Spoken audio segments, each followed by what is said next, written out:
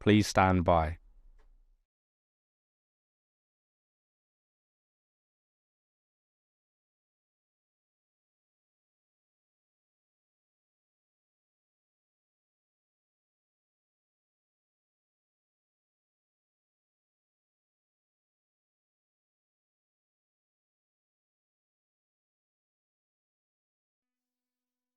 This is the broadcast from City Hall, the home of the Greater London Authority. Please stand by.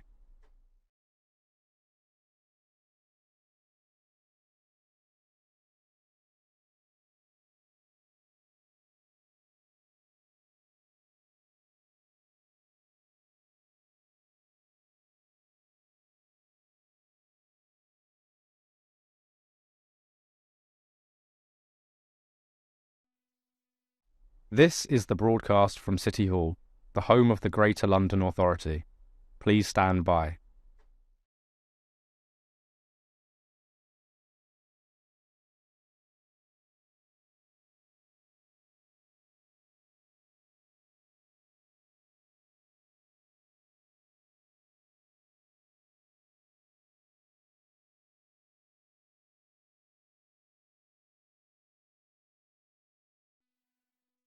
This is the broadcast from City Hall, the home of the Greater London Authority.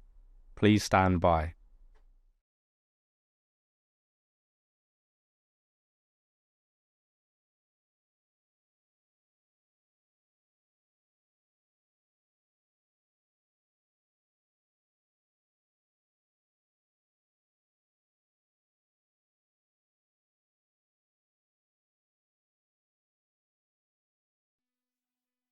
This is the broadcast from City Hall, the home of the Greater London Authority. Please stand by.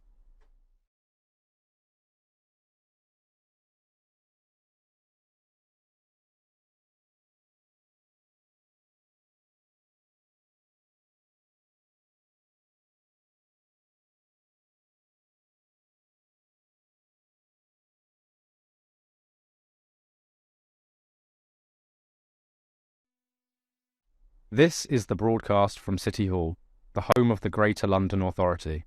Please stand by.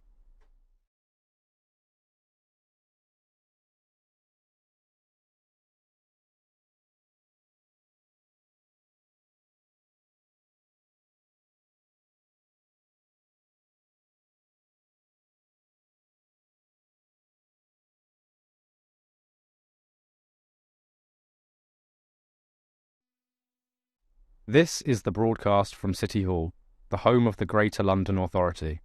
Please stand by.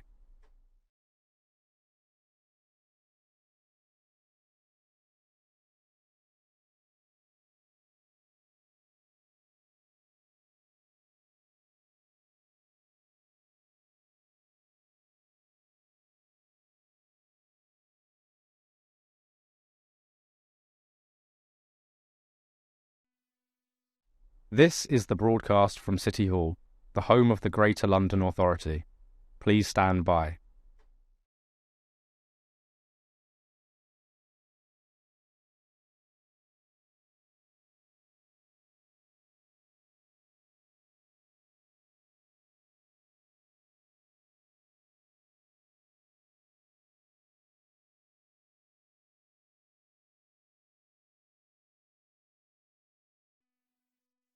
This is the broadcast from City Hall, the home of the Greater London Authority. Please stand by.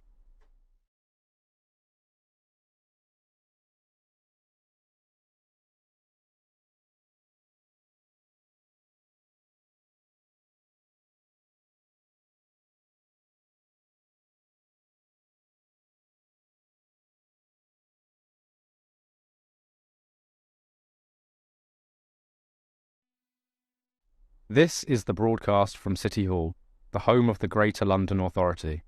Please stand by.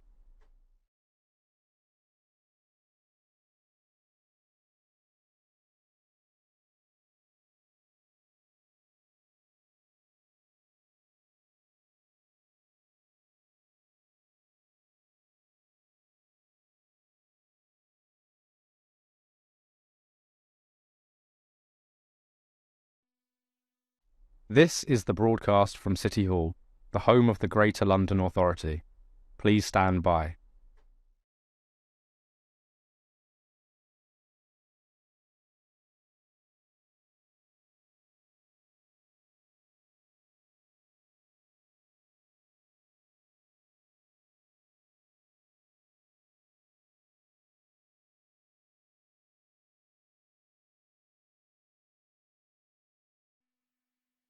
This is the broadcast from City Hall, the home of the Greater London Authority. Please stand by.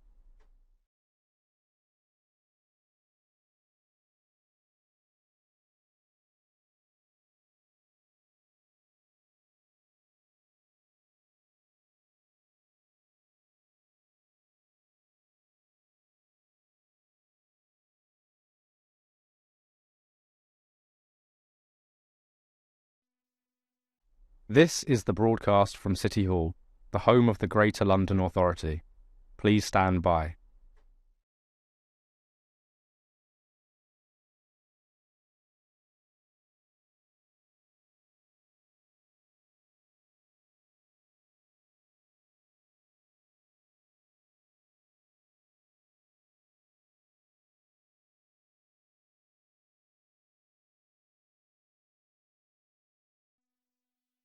This is the broadcast from City Hall, the home of the Greater London Authority.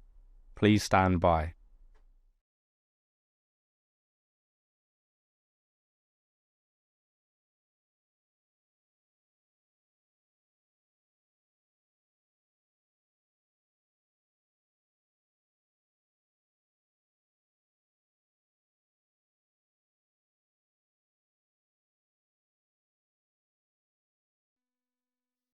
This is the broadcast from City Hall, the home of the Greater London Authority. Please stand by.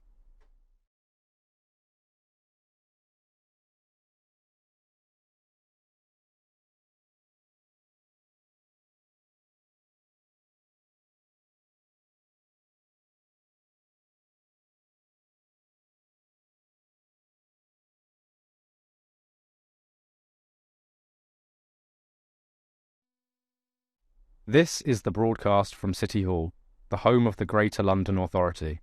Please stand by.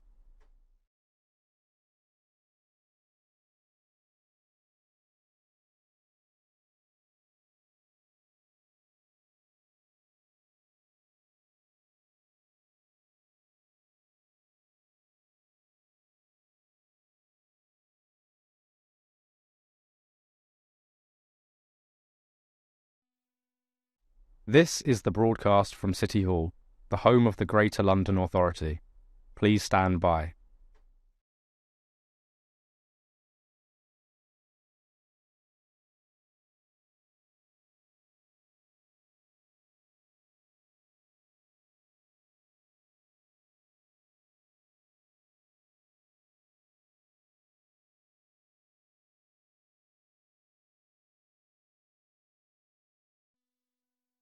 This is the broadcast from City Hall, the home of the Greater London Authority.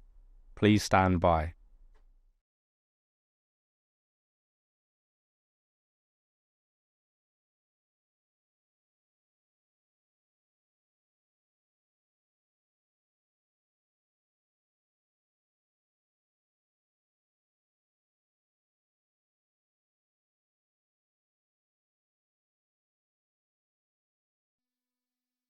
This is the broadcast from City Hall, the home of the Greater London Authority.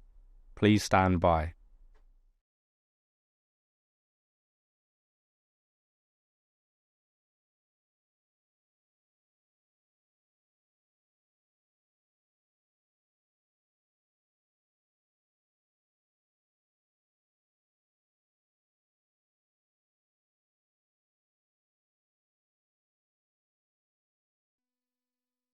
This is the broadcast from City Hall, the home of the Greater London Authority.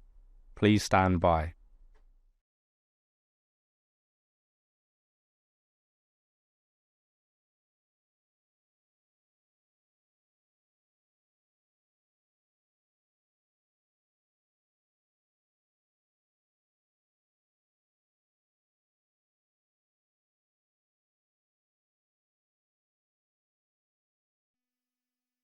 This is the broadcast from City Hall, the home of the Greater London Authority. Please stand by.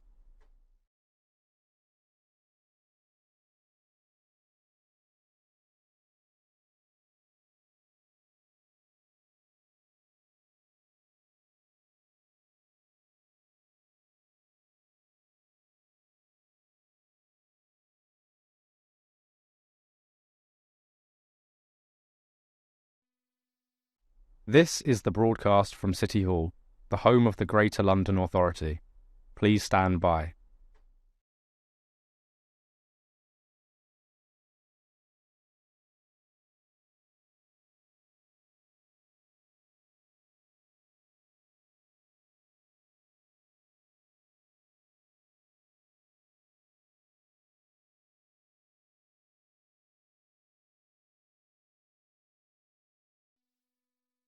This is the broadcast from City Hall, the home of the Greater London Authority. Please stand by.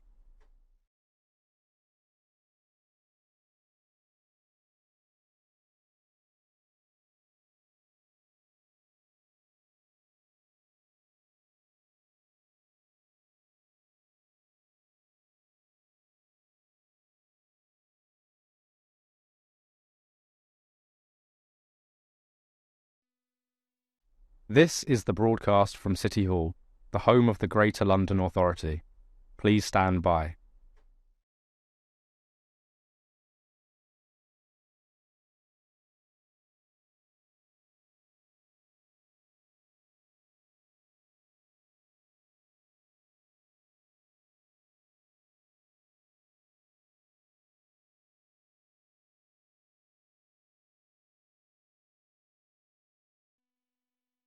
This is the broadcast from City Hall, the home of the Greater London Authority. Please stand by.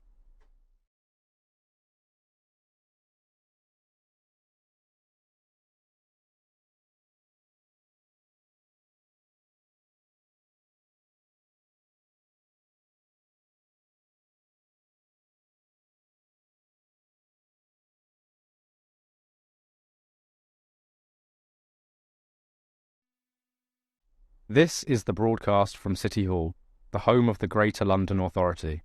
Please stand by.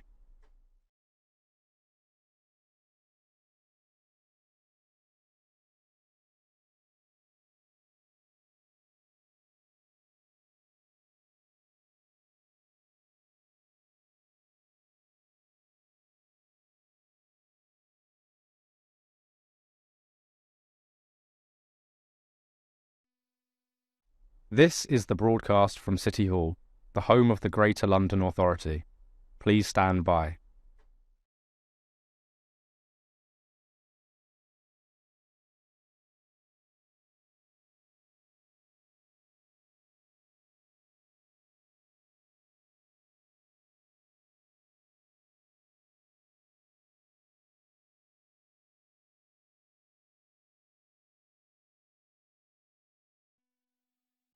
This is the broadcast from City Hall, the home of the Greater London Authority. Please stand by.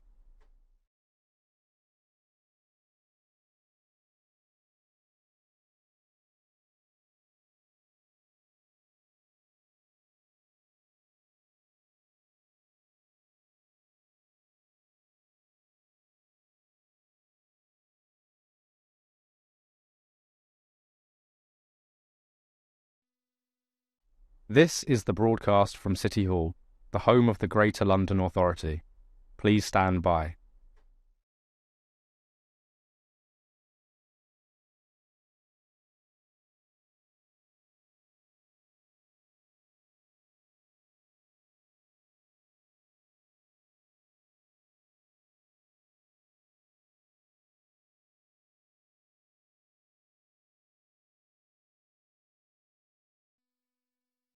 This is the broadcast from City Hall, the home of the Greater London Authority.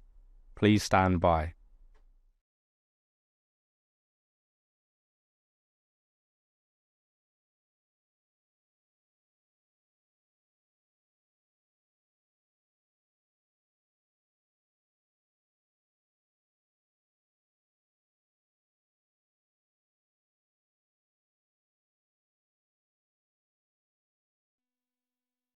This is the broadcast from City Hall, the home of the Greater London Authority.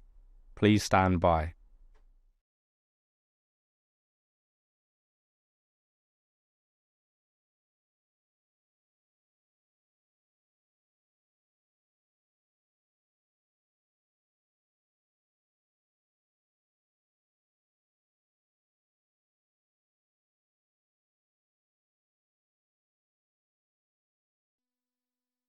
This is the broadcast from City Hall, the home of the Greater London Authority. Please stand by.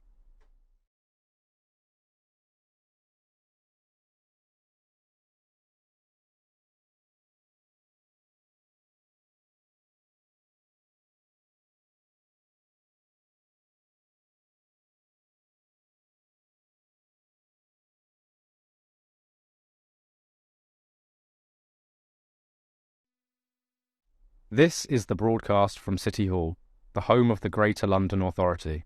Please stand by.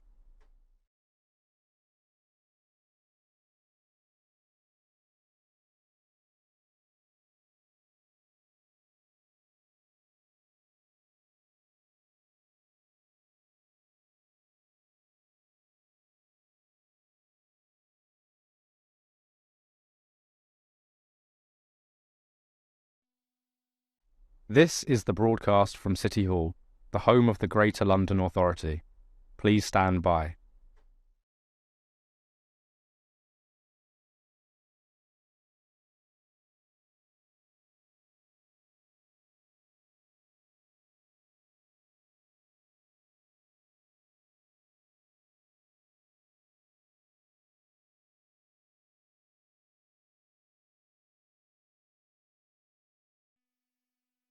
This is the broadcast from City Hall, the home of the Greater London Authority.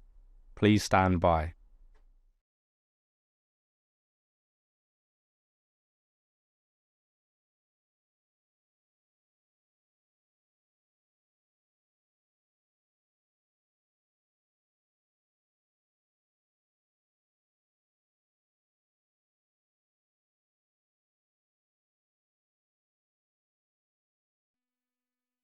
This is the broadcast from City Hall, the home of the Greater London Authority. Please stand by.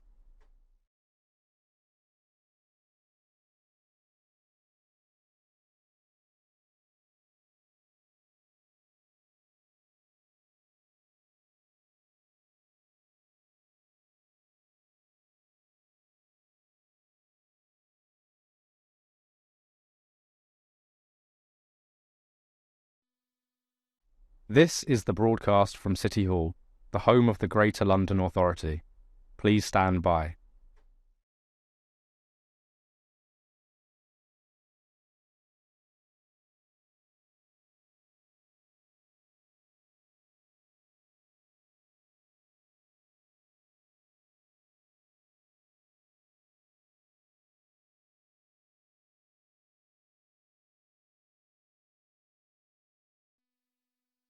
This is the broadcast from City Hall, the home of the Greater London Authority.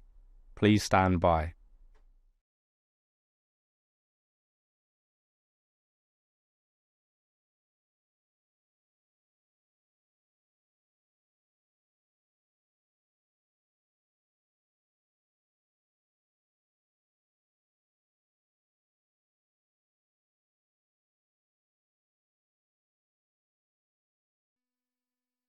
This is the broadcast from City Hall, the home of the Greater London Authority. Please stand by.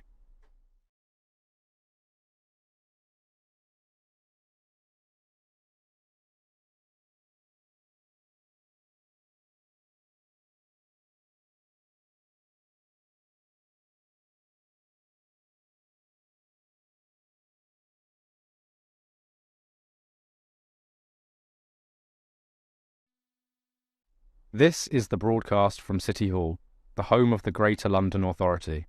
Please stand by.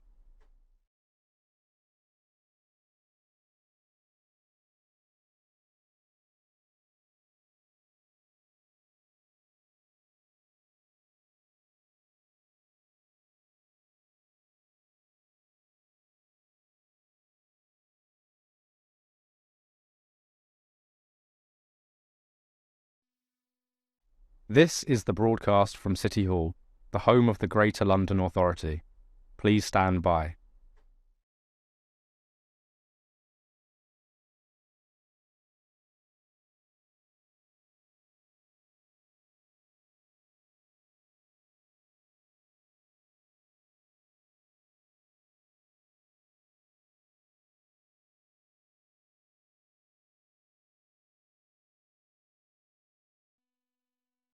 This is the broadcast from City Hall, the home of the Greater London Authority. Please stand by.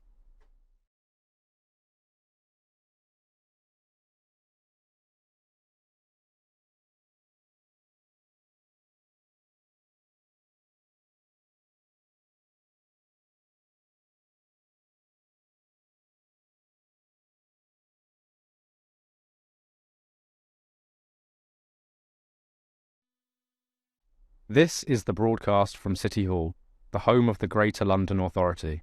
Please stand by.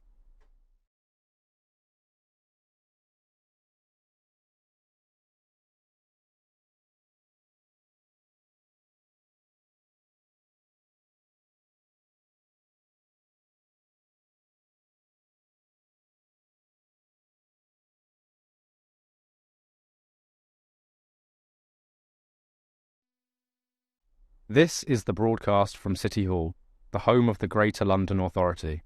Please stand by.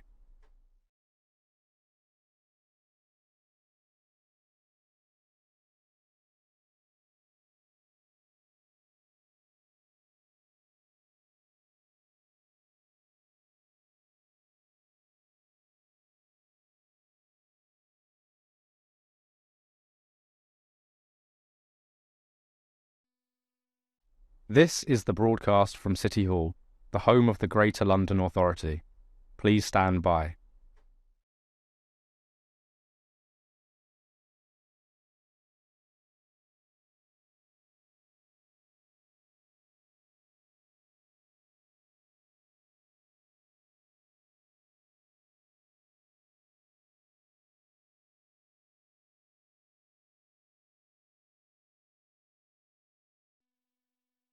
This is the broadcast from City Hall, the home of the Greater London Authority. Please stand by.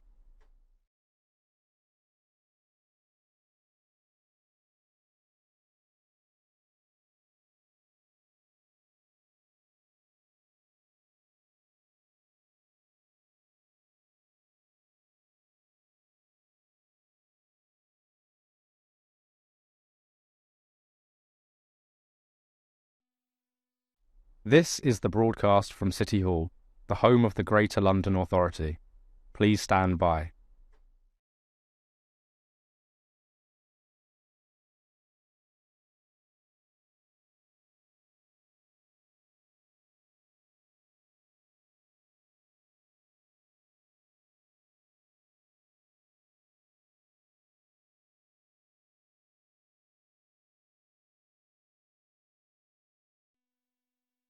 This is the broadcast from City Hall, the home of the Greater London Authority. Please stand by.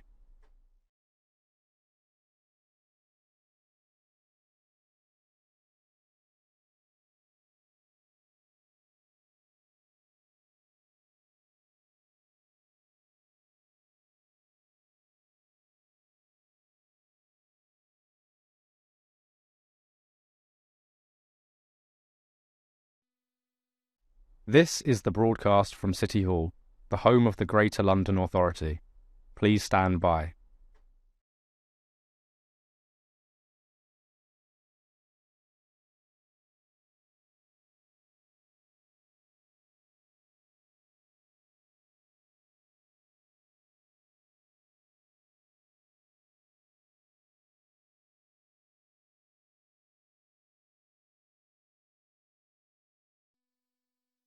This is the broadcast from City Hall, the home of the Greater London Authority. Please stand by.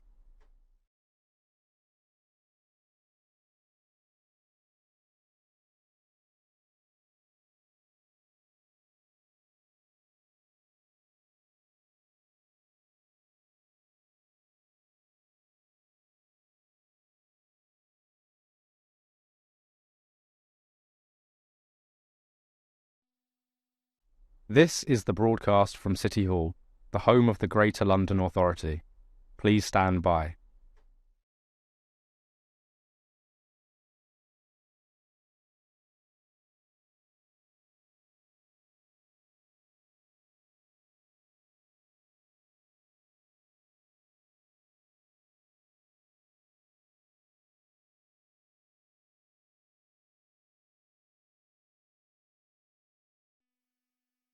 This is the broadcast from City Hall, the home of the Greater London Authority.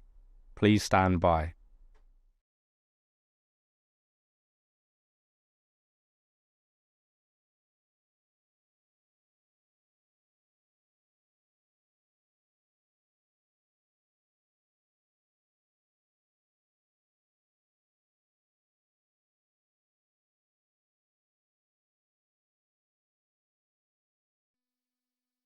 This is the broadcast from City Hall, the home of the Greater London Authority. Please stand by.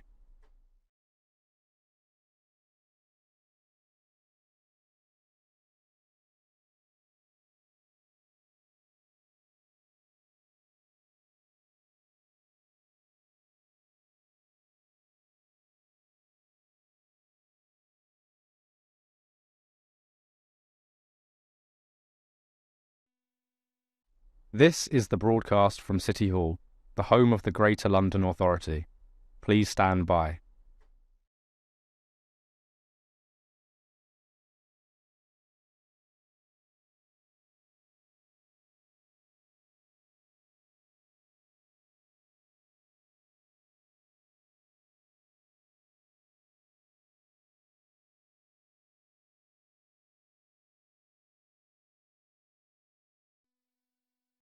This is the broadcast from City Hall, the home of the Greater London Authority. Please stand by.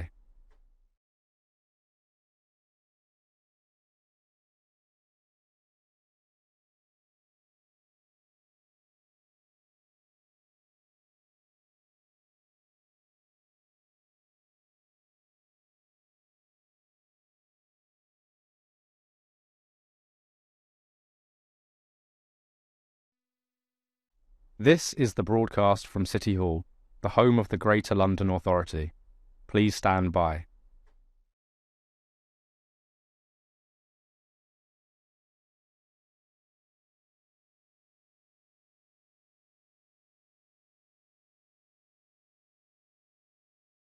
This is the broadcast from City Hall, the home of the Greater London Authority. Please stand by.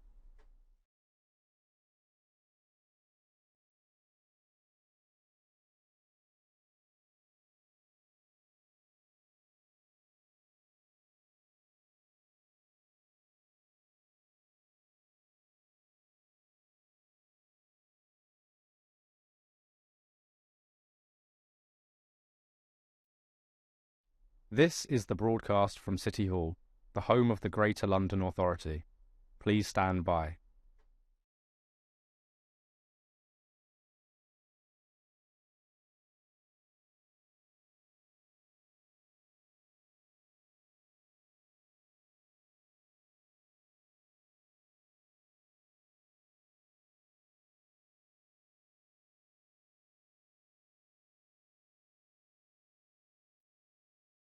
This is the broadcast from City Hall, the home of the Greater London Authority. Please stand by.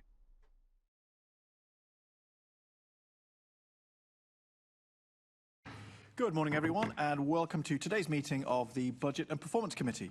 Can I just quick reminder, first of all, for everyone to turn off mobile phones and make sure electronic devices are turned to silent mode. Can I now ask our clerk, Hannah Barlow, if any apologies have been received?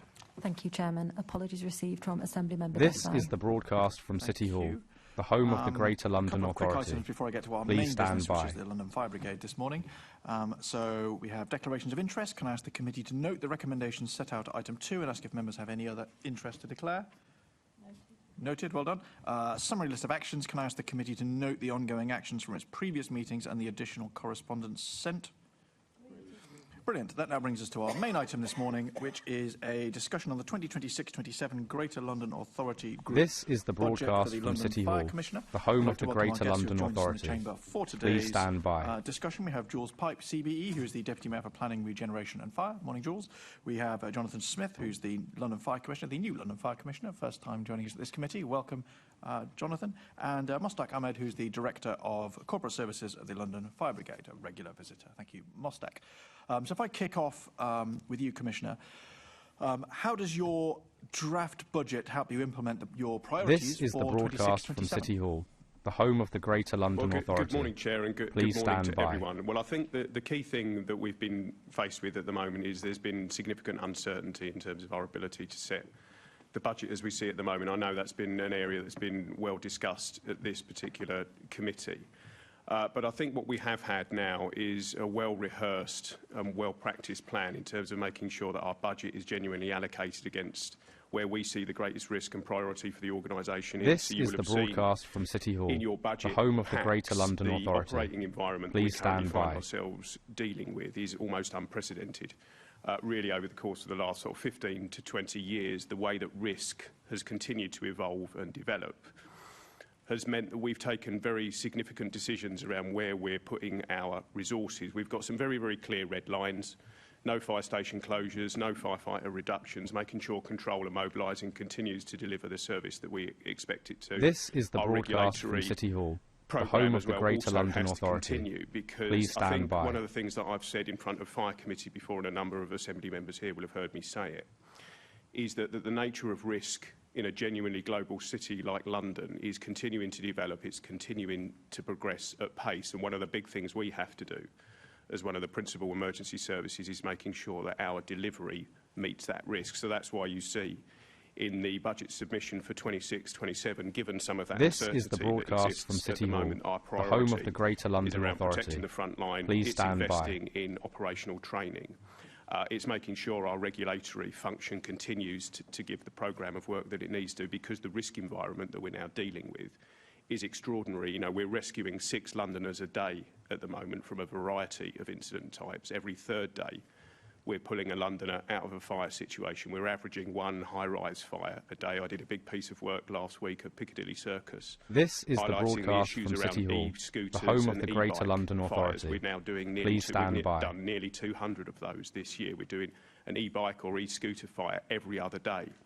So we've got a very, very complicated risk environment, which means that this budget in particular has to make sure that we're prioritising where we think our biggest issues are, and making sure the service is fit for purpose. But there is a degree of uncertainty that sits around our budget submission as a result of the fair funding review, and then once we actually see what This the local is the government settlement broadcast is from gonna look City like going Hall, forward. the home of the Very Greater much, London Commissioner. I think, Authority. we'll be exploring Please all of those stand by. issues as we go on through the meeting this morning, and we certainly heard last week about the uncertainty from the funding review and so on, which obviously affects the whole of the GLA.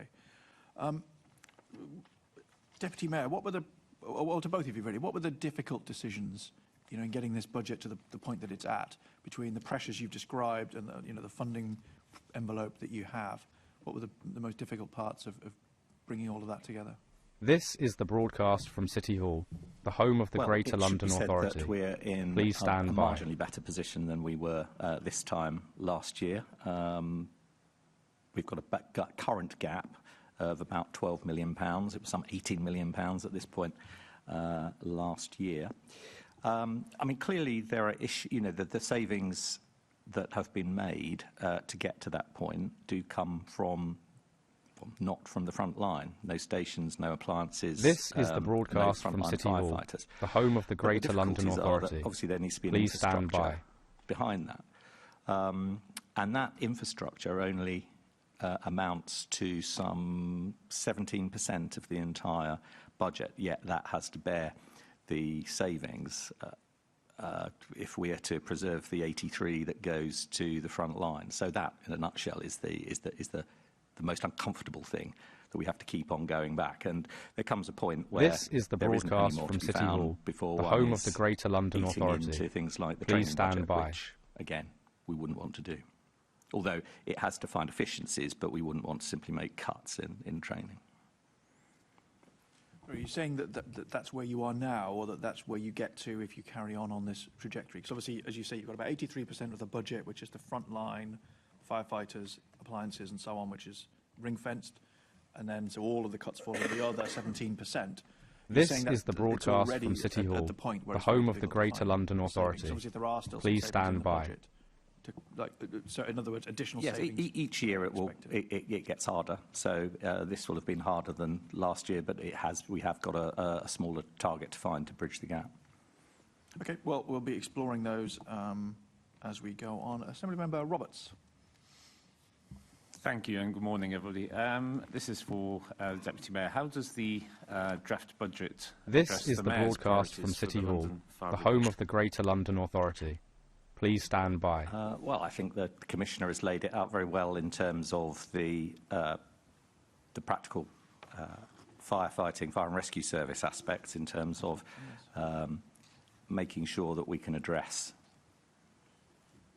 the risks as they present themselves in London, and those are changing risks. I've said to the Fire Committee before now that I think a mistake in This the is the past broadcast from historically City was Hall, that, the home of the it was Greater imagined London that Authority. A fire is a fire, and Please it doesn't really stand by. change.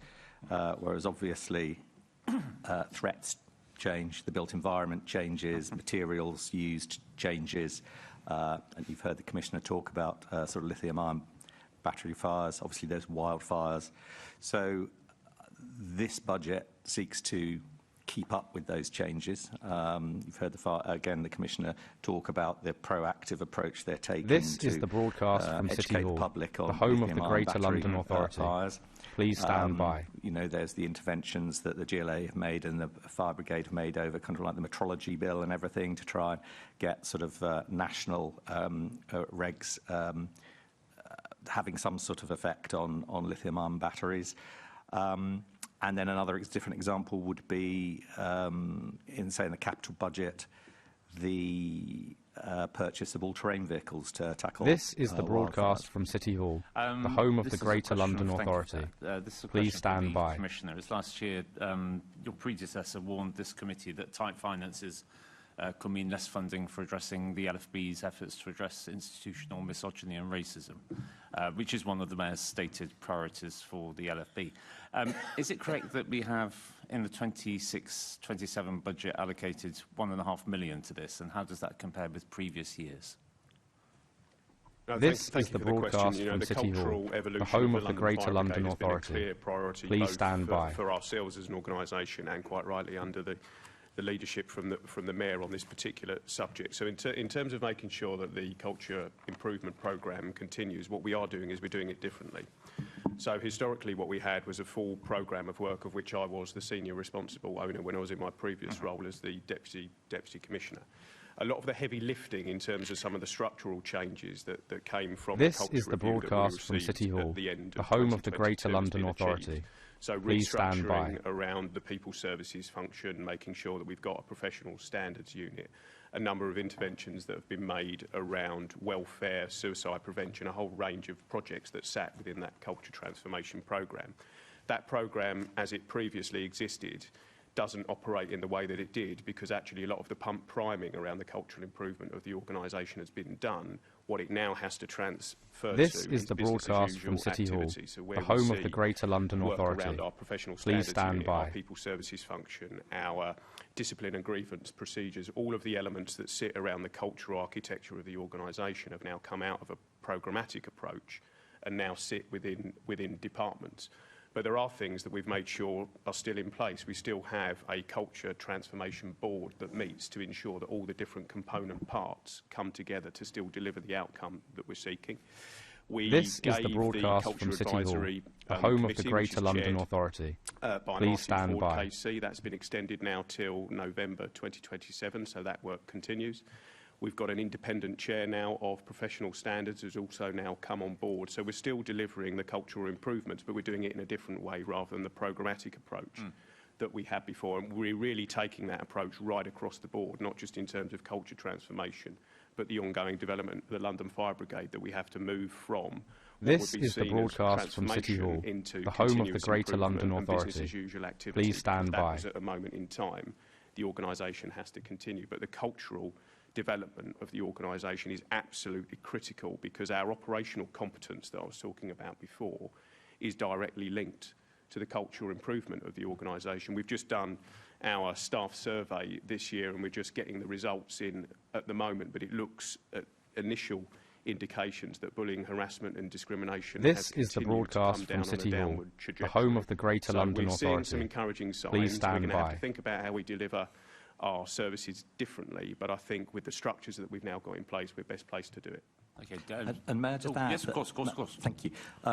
So as well as the day-to-day that I touched on, as well as the culture, addressing the cultural review and the culture within the brigade, as the Commissioner has said, the third strand, I would say, of mayoral priorities is effectively the delivery, successful delivery of all the recommendations. This is from the Grenfell broadcast Tower from report, City Hall, which of course the now being home of the implemented, Greater and also London the 6 Authority. recommendations, Please stand of by. which only one was targeted at the LFB specifically from the HMI inspection.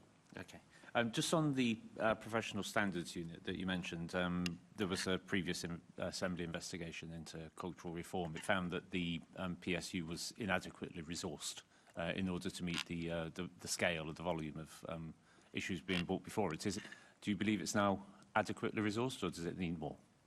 This So we is have the put additional broadcast resource from City into the Hall, professional the standards home of unit. the There's an Greater additional London 3 members Authority. of staff who Please went in stand over the by. course of the last 2 weeks, which gets us up to our competent level in terms of being able to deliver the service. I think one of the things that we're permanently restless about is the professional standards unit, because it's a new thing. It's actually a policing model. We were the first fire and rescue service in the country to introduce the PSU. Has it had plenty of teething difficulties? Are there still things that we need to improve within the PSU? Absolutely there are. But we've now got This a is the full level broadcast of from City staffing. Hall, I expect the home now of the to see Greater that London improve Authority. in terms of the KPIs Please that stand sit by. with the PSU. One of the reasons we've brought in an independent chair of our professional standards, which looks at professional standards right across the board, not just with the PSU, is to make sure there is trust and confidence and independence in what that unit is bringing. So it's something that we constantly come back to. There are still areas where I think we still need to improve, but I think what we now have is a competent staffing level. If it requires additional This is the staffing broadcast moving from City forward, Hall, then that is the something home we of would the come back Greater and have a London look at, 'cause Authority. It is critical. I'm Please stand absolutely by. certain that the success of the PSU is directly linked to the ongoing cultural transformation of the organisation, so it's a key priority for us. Thank you. Just one final question, if I may, Chair. Sorry, I appreciate I'm taking a lot of time. Are you able to give an indicative figure as to how much of your budget is currently being spent on legal fees for complaints of misogyny, racism, homophobia, which are being brought against the LFB? I think Mostek, I might This have to is the defer to you on that broadcast one. from City Hall, I think we'll the home get of the to write Greater to you on London that, because I Authority. want to make sure Please stand by. because obviously we have an overall legal costs, but I think you're specifically after those relating to important tribunals and other such complaints. We could probably write to you about that. That'd be very much appreciated. Thank you. Thank you, Chair. Thank you. Assembly Member Hall. Thanks. I'll be quick. Deputy Mayor, I think we've talked about this before. You're obviously going to have to make savings. Have you looked into... This is the broadcast I've from mentioned City this Hall, before. the home of If the our Greater London buildings Authority. Our fire stations Please stand are by. always on the high street, or nearly always on the high street. They're certainly prominent. They're very old. They must cost a fortune to run and to make more and more green. You know, I've said before, if the Harold Hill model works well, have you actually looked at moving? Because I know you can't break the manifesto pledge, although obviously others have been, but This one, is the broadcast not from to close City them, Hall, but it the wouldn't home of the matter if Greater you London closed one and Authority. opened another Please one. I'm stand sure, by. nobody would have a go at Sadiq Khan for that. It's just that they would be so much more economical to run. Probably sort of the head of property is probably best placed to answer that. But I mean, I know that the brigade look for opportunities. The most realistic prospect are ones where This is the potentially there might be broadcast from something City to do with Hall, shared, the home shared of the services Greater and London shared Authority. location, Please opportunities stand going forward by. like that. But to date, nothing has presented itself as viable. I think the key thing is as well that the capital budget is equally constrained and would only require us to take out further borrowing to be able to invest. What I would say on the positive side, though, is that the brigade has been able to secure This is the broadcast funding, from City investment Hall, for, the home of the Greater investment London into Authority. into the fabric Please stand of existing by. stations, and that is increasingly more fit for purpose, not only for the staff and the huge investment that's been made into treating people decently at work and to make sure they've got the facilities, but also on energy efficiency as well. Yeah, but the point I'm making is all of our, or virtually all of our stations are in prime places. The land value. This is the therefore, broadcast would from City Hall, you know, it would the home wash of its the face Greater if you London moved, and Authority. the running costs Please would stand be by. significantly different. You'd also have a much better offer for female firefighters. At the moment, it is damn disgraceful, as has been admitted.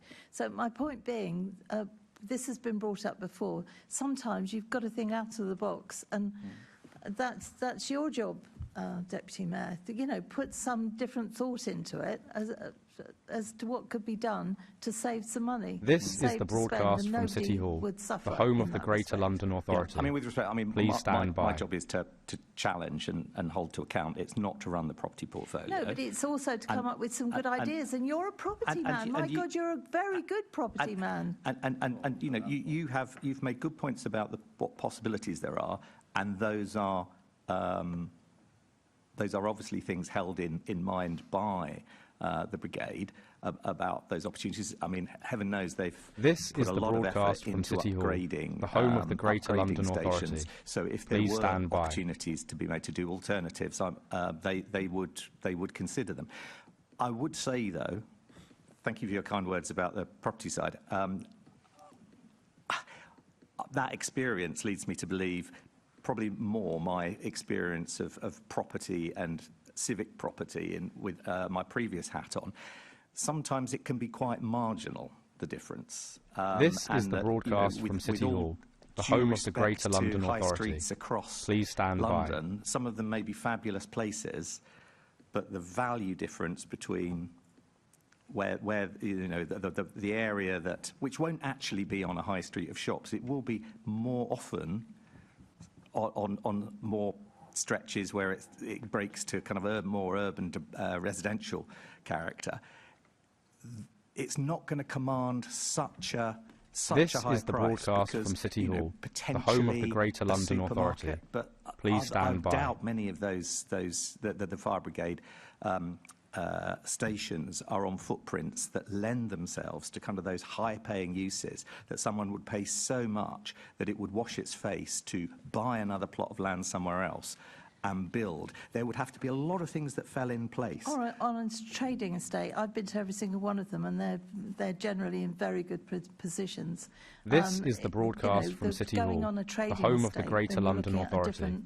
Please stand by. Well, but again, I mean, it depends where. I mean, there are places in London where industrial value is higher than residential value because it comes at such a premium because people want to build data centres and the pressure on storage for deliveries and B8 usage. So it's a real challenge. Yeah, it is a challenge. It would be good to think that it'd been looked through, but I'll leave it at that. Thank you, Chair. Commissioner, did you say you wanted to come in on this as well? This is the broadcast from City Hall, the home of the Greater London Authority. Is making around Please stand our by. property estate is well founded. You know, a third of our stations are over 60 years old. A third are in a position where we can't actually do too many alterations to them because they're in listed areas. So we are limited in terms of what we can do.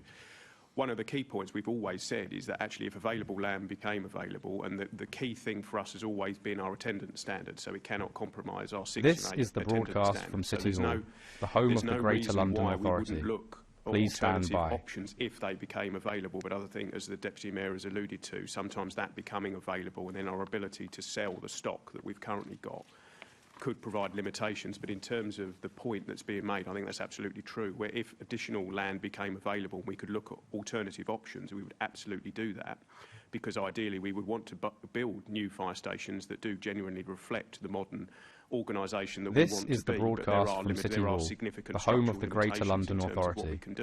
I think we can use our stations better.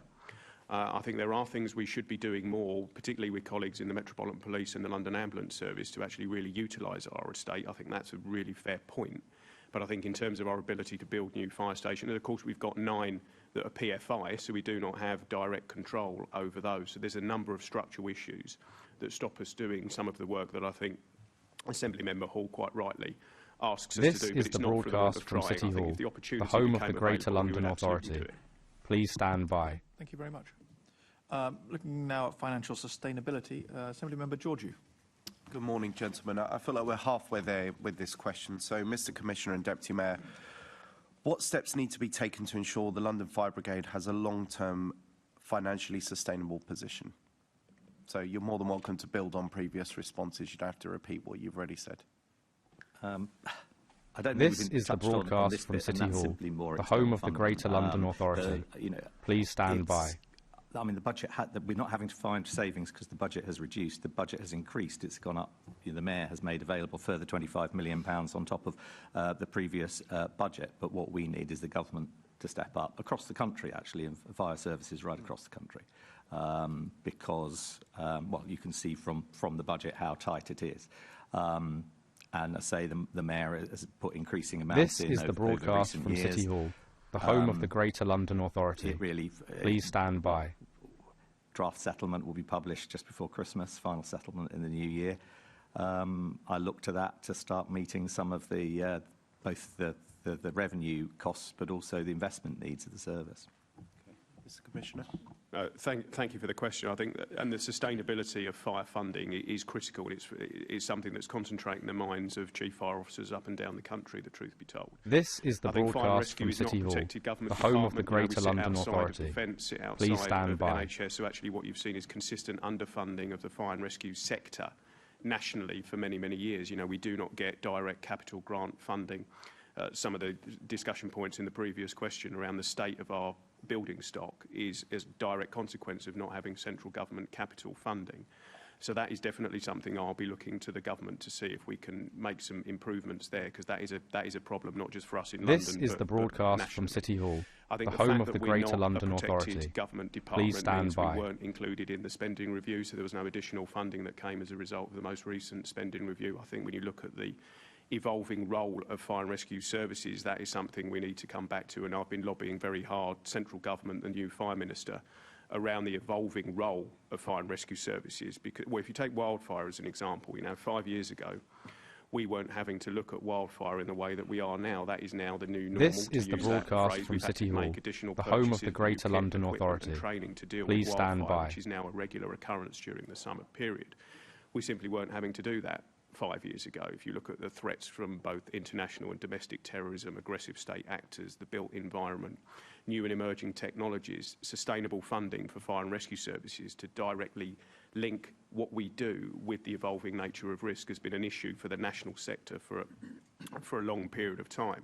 Effectively nationally, This is the we're broadcast 10,000 from City Hall, firefighters down the from home where of the we Greater were London prior to Authority. 2010. Please stand by. The London budget for London Fire Brigade is effectively 150 million, down from where we were in comparison to 2010 budget lines. So all of that means that there is an issue with the sustainability of the sector, and we'll be lobbying, or we are lobbying very hard for central government funding in particular, because to be fair to the Mayor, and actually for cross-party support within the GLA, particularly over the course of the last 5 to 6 years. This is the broadcast from City Hall, the home of the Greater London Authority. Brigade, particularly Please in the stand aftermath by. of the Grenfell Tower fire and the culture review.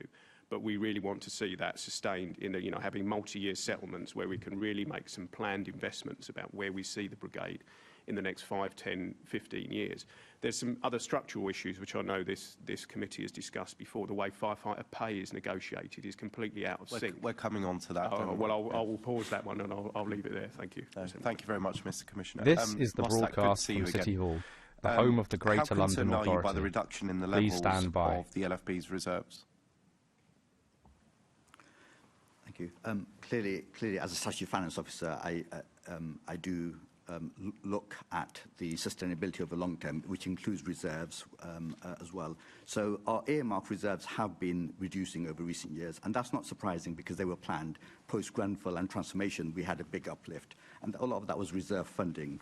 This is and the that broadcast coming from down in a City Hall, planned way. the home of the Greater important London thing, Authority. though, is what Please happens to the stand general by. reserve, which is effectively our kind of insurance policy. And we have a target to maintain that at 3.5%. And over the course of our medium-term financial plan, we get to that. But sitting here today, we do have a gap for next year. So therefore, I am concerned about the current position, as clearly the Commissioner and the Deputy Mayor said, we haven't got the outcome of the... This is the broadcast from City Hall, the home of the Greater London Authority. Please stand by. About our gap. What I would say as well is, to add to what's already been said about financial sustainability, is a particular challenge for us is around operational training. So a large part of next year's gap and the year after is because 2 years ago we took the decision based on the experience of Grenfell and our assessment of risk. This is the broadcast from City Hall, the home of the Greater London Authority. Please stand by. We developed a modern firefighting programme which has, it had great results. But we were always clear when that took off with GLA and national government that was being primed, in effect, through our earmark reserve that we had. But that clearly is not there going forward, and that accounts for the largest chunk of our This is the broadcast from City Hall, the home of the Greater London Authority. Please stand by. Sustainable funding around that, because actually if we tackle that and if we get properly funded for pay, then that will, I think, put us on a much better path over the long term in terms of being sustainable, because all the other things that we've done since Grenfell, since the Culture Review, we've tried to embed in our core budget over time and not rely on reserves. This is the broadcast from City Hall, the home of the Greater London Authority. Please stand by. We continue to look for savings, but that becomes more difficult given the structure of our budget. So my kind of two biggest asks to get us on the path to sustainability would be around investment for modern firefighting training, and also recognition that pay is, I know you'll come on to this, is not something we can directly influence, given it's a national sector pay, and consistently over the past few years it's been set This is the broadcast from City Hall, the home of the Greater London Authority. Before I just get on to Please my next stand one by. on that point, and apologies, sorry, I don't want to put words in your mouth. It sounds like you sort of pigeonholed yourself into two key asks when, given what we've heard from the Commissioner and the Deputy Mayor, it seems like the funding concerns are really multifaceted. We've got capital problems, yes, we've got pay, yes, we've got training, crumbling, I don't want to say crumbling buildings, but older buildings which are not fit for purpose, and I know the Commissioner This is the broadcast from City Hall, the home of the Greater London Authority. Please stand by. And if the answer is, I don't want to answer it, Assembly Member Georgiou, please do say. But is this more you're going for what you think you can get with government, or is it more these are the two key things that are the main budgetary pressures going into next year? Yes. So those will be the two key things for the immediate kind of term next year and the year after. The capital This is the broadcast from City Hall, the home of the Greater London Authority. Please stand by. We and the National Fire Chiefs Council made a strong case for grant funding. It was something that the sector used to get about 15 years ago, and so for a long time it lacked that. Given the investment we continue to make, it does mean that we're in a position where, to fund our capital programme, we're effectively borrowing, and that is baked into our numbers over the next 3 years, but longer term. This is the broadcast from City Hall, the home of the Greater London Authority. That remains a Please stand by. for us, and we continue to make the case. Our submission to the government's fair funding review also made that point and the case for that with evidence. But in the so that is definitely a structural issue. But in the immediate kind of next 2 years, the biggest contributor to the gap is modern firefighting and uncertainty around pay. Okay, thank you. And Mr. Deputy Mayor, are you and the Mayor concerned this by is the broadcast from City Hall, the home of the Greater London Authority. Please stand by. Yeah. We've made the case again to both Fire Ministers and previously the Deputy Prime Minister, and also I've had discussions with the Director General as well. This is all replicated by John as well, who I think meets them even more frequently than I do. So they're not this unaware. This is the broadcast from City Hall, the home of the Greater London Authority. Please stand by. Funded by the Treasury to the extent that they can meet the demands that put on them. So there's, as ever with government departments, there's somewhat between those of us in local government or city government and the Treasury on the other side. So I think just for the benefit of the hundreds of thousands of people that are tuned into this meeting at the moment and watching online, so reserves have fallen from 105.6 million. This is the broadcast from City Hall, the home of the Greater London Authority. Please stand by. 27, and the flexibility reserve is already exhausted, which I think Mostak was referencing earlier. Now, I know you're here on as a deputy mayor, but also speaking on behalf of the mayor on this issue, given that's your portfolio. Does the mayor recognise that this really, I know you've said, yes, he is concerned about the LFB dipping into reserves, but just equally, this is quite a perilous situation going into future years. This is the broadcast from City Hall, the home of the Greater London Authority. Don't shake out Please to be stand what by. the LFB have already stated here that they need. You know, could there be more money? Now, I know we're going through the budget setting process. Obviously, that's why we're having this meeting. But, you know, is there a view from the mayor that, well, if the government's not willing to step in, then I'll do so? Well, the mayor has previously stepped in and say he's now raised it to 25 million. No one's debating it, Jules, don't worry. Yeah. I'm just talking about future funding. This is the broadcast from City Hall, the home of the Greater London Authority. I don't want to repeat it. Please stand he by. stands about the front line and stations and the like. Yeah, I'm not really sure what more I could say to that. I mean, there's a commitment from the in the papers, as you'll see, to rebuild reserves, and that's the current budget position as it stands. Although that is with currently a £12 million gap within it. I think what's helpful This for us, is the I guess, broadcast from and this is City my Hall, last question, the Mr. home of the Chairman, Greater London you know, Authority. What is the mayor's Please red stand line? by. You know, what is it stations? Is it staff? Is it training? You know, where do we have to get to before, you know, artificially the mayor says, right, this is where I'm going to have to allocate specific grant funding for particular issues? Those on the committee here that are also on the fire committee will have heard me say previously many times that, you know, that red line is well established and it's shared by me, the commissioner, This his is the predecessor, broadcast from and, City Hall, and the mayor. the home of the It's Greater London the red Authority. line. The things beyond Please the red stand line by. are firefighters, stations, appliances.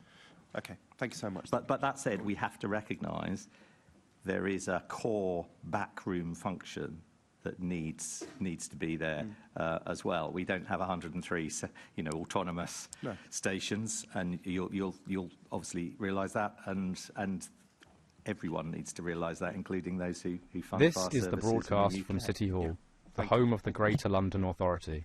On that, Please I think stand by. The question really is, obviously, the mayor's ability to step in. I mean, it's all very well having a red line, but the red line requires cash. And obviously, last week we were looking at the mayor's part of this whole budget. That also has a deficit. And I'm sure you'll have seen the all-staff email that's gone out that's overall not good news for the GLA bit of the overall budget. So the mayor's ability to step in the situation that we were just talking about actually is pretty limited, isn't it? So, you know, This is the broadcast from City Hall, the home of the Greater Constrained. London Authority. Please stand by.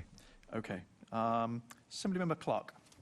Thank you for that, Chair. Good morning, everyone. Mr. I want to come to you about pensions. Given firefighters' pension scheme is unfunded and operates on a pay-as-you-go basis, what steps can the LFB take to manage the volatility of pension costs and ensure long-term financial resilience?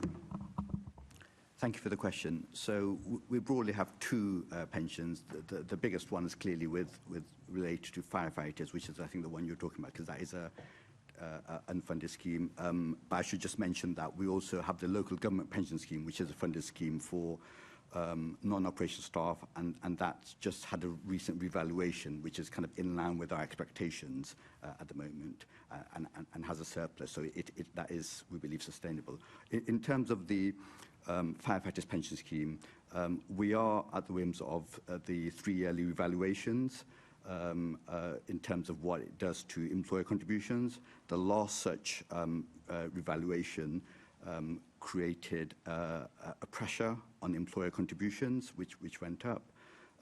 We and the other parts of the sector requested funding from government, Home Office at the time, to deal with the increased employer contributions, because that is something beyond our control. It's an actual valuation. We got most of the funding for that from the government, so that will see us through, but not quite. They were short of £2 million. We've continued to make the case for, now it's MHCLG as a government department, that actually we should be fully funded for that remaining amount.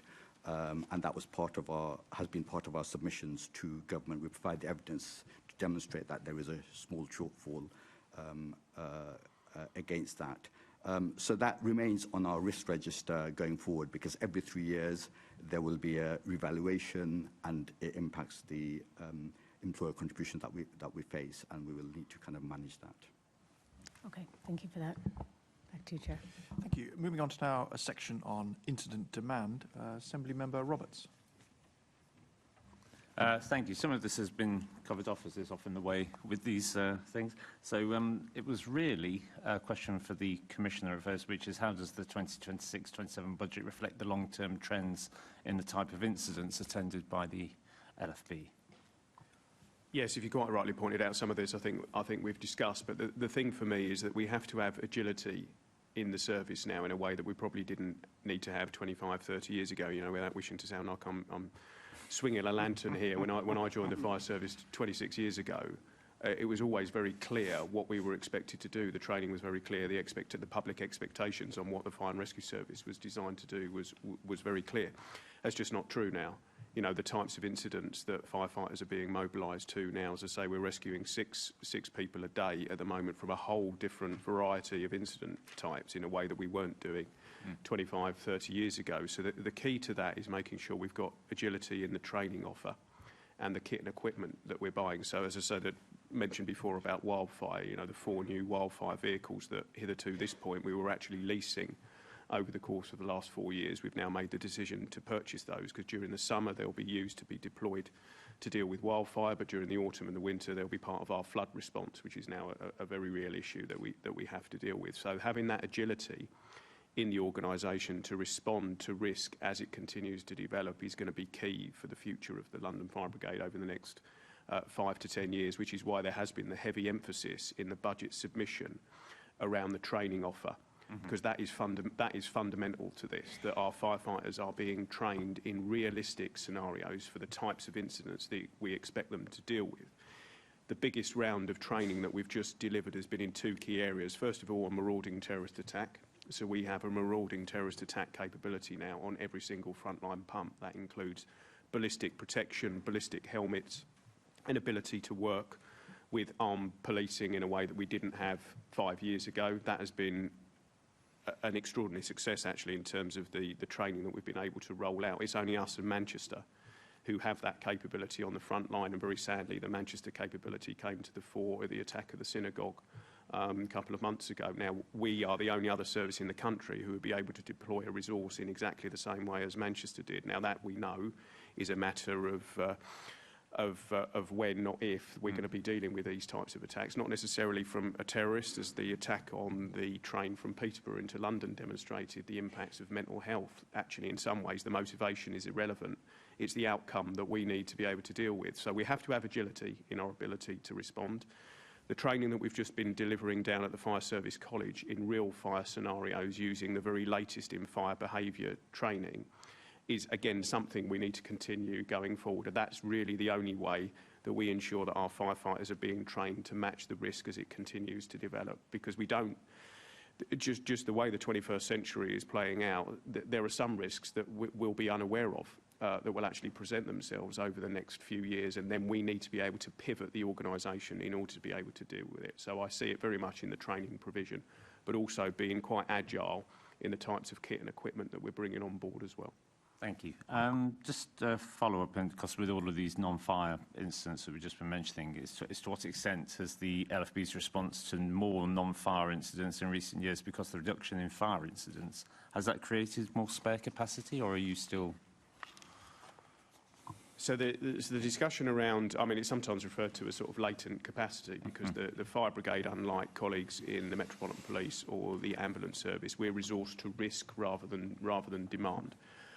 Because the fire, when we are required, we're usually required in large order and significant numbers, and we need to be able to deal with a particularly significant incident. But does that mean there's the opportunity to use the full capability of the Fire and Rescue Service in other areas that hitherto we hadn't been deployed to. Absolutely there is. So I think one of the biggest successes we've had over recent years is the collapse behind locked doors mobilisation, which actually then frees capacity up for both the Metropolitan Police in particular, but also the London Ambulance Service.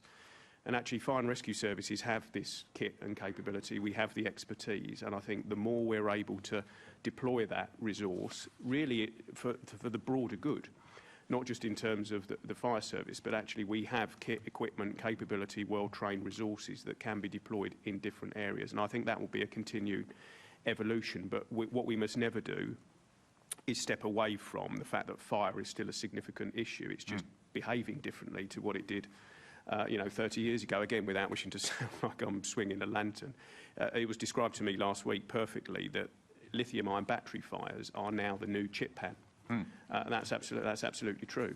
You know, people are not smoking and sleeping in bed in the way that they were 25 years ago, but actually if you think of your own domestic setting, the amount of lithium-ion batteries you've got inside your own home and the way they burn and the thermal runaway that can be produced is actually extraordinary. So fire itself is behaving differently to where it behaved 25 years ago. And could we have a scenario where you've got a subterranean car park with an e-vehicle in the bottom that's on fire underneath a high-rise that's got some fire safety defects where we need to evacuate everyone? That is a realistic scenario that we are now training for, and we didn't have to face that 5, 10, 15 years ago. Okay, just on lithium-ion batteries, we heard from the Newham Community Project. They were wanting to work with the LFB to create an awareness-raising campaign. But unfortunately, the LFB didn't have the budget even to print the leaflets for them. They had to crowdfund pretty much in order to create them themselves. So has enough money in this budget gone into prevention awareness-raising tools in addition to what would normally be seen as business-as-usual operations? Well, we've had a significant campaign over lithium-ion batteries and e-vehicle fires called Charge Safe, which has been running now for the last year, and that's had quite a significant amount of resource that's gone into it. As I say, we did a big event in Piccadilly Circus last week highlighting the issue around it. I think it is always one of the questions around where we're putting our resource in relation to response, protection and prevention, and making sure we're getting the balance right, because quite obviously it's better to prevent things from happening in the first place rather than responding to them. I think the way that we've set the budget out and the clear demarcations and red lines also has included our prevention and protection activity. And that is fundamental, because we do need to make sure we've got the necessary resource. I suspect moving forward we need to be much more agile and sort of forward-thinking in terms of the different groups we work with in order to get this messaging across. You know, it's not just on the London Fire Brigade. It will be working with charities and other organisations, as you describe, and I think that is something that we are able to do, and I'm confident we can do that moving forward. Excellent. Thank you. Thanks, Chair. Thanks. False alarms are a big part of your call-out. In fact, more than actual alarms in most years. I know you've had a bit of a programme to reduce particularly false alarms from automatic systems in commercial premises. Has that had much impact? Doesn't seem to have brought down the number of false call-outs that you're seeing. So we have. So in terms of the policy that you referred to, Chair, you're absolutely right. So we took a decision 18 months ago in terms of our AFA policy, because it was one of the areas that the HMI, our inspectorate, had always pointed out that we had a bit of a blanket approach to AFA. So you're right. What we now have is a situation in commercial premises between 7 o'clock in the morning and 8:30 in the evening. We will not send a fire response if the automatic fire alarm goes off, unless it's followed up with a 999 call. Now, we are slowly but surely starting to see some reductions in that. It's still quite early days because it's only recently come online. I would expect when we get to the end of this financial year and we're able to sit down and go through those statistics, I would expect to have seen a reasonably significant decline in the numbers of calls. If you think of a fire station like Soho or Paddington, you know, the numbers of AFAs they were attending during the day was significant. So I will be staggered if we get to the end of this financial year without having seen a significant result. And the other bit is the other unintended consequences, well, actually intended consequences of that decision around fuel consumption every time there's a vehicle mobilisation, there's a risk in terms of vehicle collision and a whole range of other costs that we would also expect to see come down as a result of this policy change. Is there any cost, forgive me, I'm just thinking from my own experience, I worked in an office for many years where there's a restaurant on the ground floor and basement that continuously set off the building fire alarm, which annoyed us no end and no doubt annoyed your people no end who had to keep turning out. Is there any, let me use the word incentive, on that business to sort out their fire alarm? Because as the tenant upstairs, we seem to have no impact, but presumably if you keep turning out, are you able to do anything to try to tackle that kind of problem? Well, we do have a 3 strikes and you're out rule. So you know, if we get to 3 times where there's clearly been you know, it's an issue of maintenance or it's an issue of poor culture in that particular workplace, then we will stop attending after three attendances until it's been properly reviewed, and then we're satisfied that that business is taking the necessary steps. But there's no fine or anything like that we levy, but we do take a 3 strikes and you're out approach, because you're right, that is a drain on our resource. And it's also particularly annoying for everyone who's working in that building. So, no, we do keep a very close eye on that. Definitely true. OK, thank you. Mostak, you wanted to come in on this as well? Yes, I was just going to come in specifically on false alarms. And we do have a metric in our CRMP which we track. So we published our Q2 data recently, which shows that against an annual target of we're expecting, like, as a result of a change in policy, less than 20,000.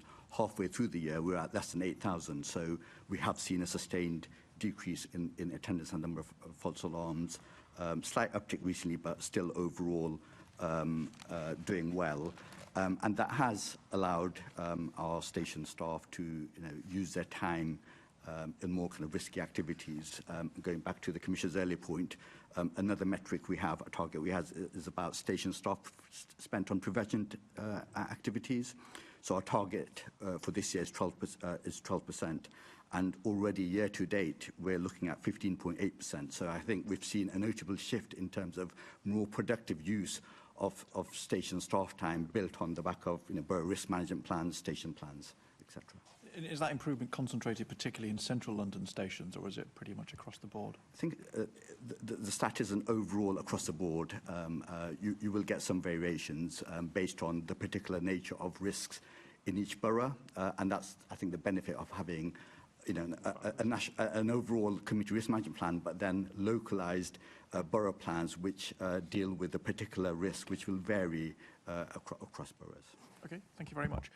Before we move on to the next set of questions, I'd like to welcome staff and students from the International School of London. Hello, who join us in the public gallery. We are today quizzing the Fire Commissioner and Deputy Mayor for police, for many things, and including fire. And we now move on to a section on workforce. Assembly Member Hall. Thank you, Chairman. This is one of my big irritations. You will know this over all these years. The amount that we put in the budget for pay awards. Now, I fully accept you can't put a whacking great big amount in the budget for a pay award, because the unions would, their faces would light up and insist that they got that anyway. So I get that. But over the past 4 years, the pay award, I think, has averaged about 1.8% above the assumption, and it's never ever been as low as 2%. So do you know something that we don't, or why have you landed on that? When we live in hope. As the employer, yeah, for sure. I mean, the point you raise, Assembly Member Hall, is a very valid one. The way firefighter pay is negotiated is a sense of frustration, the truth be told. It's out of sync with our budget planning cycle. It's nationally negotiated, but then locally implemented. We are but one voice in amongst 52 others on the employer's side. And actually, to be fair to the Fire Brigades Union, they're able to have a consistent line because they're just talking to themselves. Whereas from the employer's side, it's always more complicated. Now, you're right, we have a standing working assumption of 2%, which is baked into our planning. But that is then subject to a national negotiation of which we're not directly involved with, much to my frustration at times, the truth be told. Now, I do meet with the LGA negotiators every month because I'm very, very keen that we get to a settlement as soon as possible, one, for our own financial planning as we move into the next financial year, but also to make sure that we're not staring down the precipice of industrial action. which is a disaster for the fire sector across a whole range of areas, not just in terms of the operational challenges that it prevents, but it sets back the culture of an organisation by 10 years. So there is significant investment from us, both myself as the London Fire Commissioner, but the fire sector more broadly, to get to a settlement around firefighter pay as soon as possible. The challenge we've always faced is we never get to a multi-year settlement. You know, we end up going round this cycle every year, which is just as frustrating for us as it is for yourself, as Assembly Member. Well, no, I imagine it is, and the cost implications to that, and the inability to set a proper budget, because is it about £4.5 million per percent that's different? So where have you allowed for additional money? Has that gone into the reserves for a pay settlement? Well, there isn't a pot that's ring-fenced that says extra pay for firefighters. No, I get that because of the unions. I do get that. But I mean, we would so have to where find, is it under your bed? We would have to find it. We'd have to identify it in the same way that it has been identified previously, of which Mostak and John are the experts on that. Yes, it is a source of, as the Commissioner said, financial challenge for financial planning. We will, depending on the outcome, we will then have to review all our budgets, look at any potential contingencies, use of reserves. It is a very suboptimal. The timing of all this is just the wrong way around. We've consistently made that case to those who kind of lead the national negotiations. It clearly means that we are going into yet another budget planning round with an assumption, which is not unreasonable as a starting position, given that the government has a target of 2%, but we've seen how that has played out in exactly the way, Assembly Member Hall, you have set out. And that just causes consistent challenges in terms of getting from where we are now in the budget that we submitted to the Mayor to the final one that we have to produce in March. There's a lot of work and readjustment required. Yeah, no, I know. I've sat through this for years with exactly the same thing. The HMI says it needs fundamental reform. Is there any pressure that you can bring on them through government or anything else, Deputy Mayor? Pressure on whom, sorry? Well, pressure on the unions, etc., to get together to sort this out, because, or for them to agree a multi-year award, because this goes on every year. It costs a fortune. We sit and look at a budget, which is then thrown in the air, and we do the same with the police. It's just such a waste of time for everybody. You must have ideas where you've got it, but I understand why you wouldn't say. But it's then all smoke and mirrors. It's just daft. No, thank you for that. So I think one of the things that gives me optimism this time round is there's been a change of leadership at the top level of the Fire Brigades Union. You know, with a new General Secretary who I've met 3 or 4 times now, who understands that actually we're going to have to think a bit differently about firefighter pay moving forwards. Clearly, there's always going to be the requirement around pay and terms and conditions, which I would expect a trade union to follow. Of course, I would. But also there's a broader understanding that structurally we need to change. You know, we need to actually get into a position where we're looking at potentially a new fire formula for firefighter pay, which then brings some certainty to frontline firefighters and control staff in particular. I think they're up for that discussion. But obviously, given where inflation currently sits and bearing in mind where that may get to when we get next year, the Fire Brigades Union, through their own membership, will come under pressure in terms of what a sustainable pay award is going to look like in the new year. So we've got 2 things running in parallel. One, there's clearly what pay is going to look like for 26, 27, which is concentrating people's minds, and quite rightly. But also there's a broader restructuring of firefighter pay. You know, the whole National Joint Council and the way that operates needs an overhaul. I think what it does do is it has prevented, you know, wide-scale industrial action in the fire sector for a number of years. If you look at where we were 18 months ago and of course we've just recently had a doctors' strike, you know, we have been able to avoid that through the current NJC structure, so it's not without merit.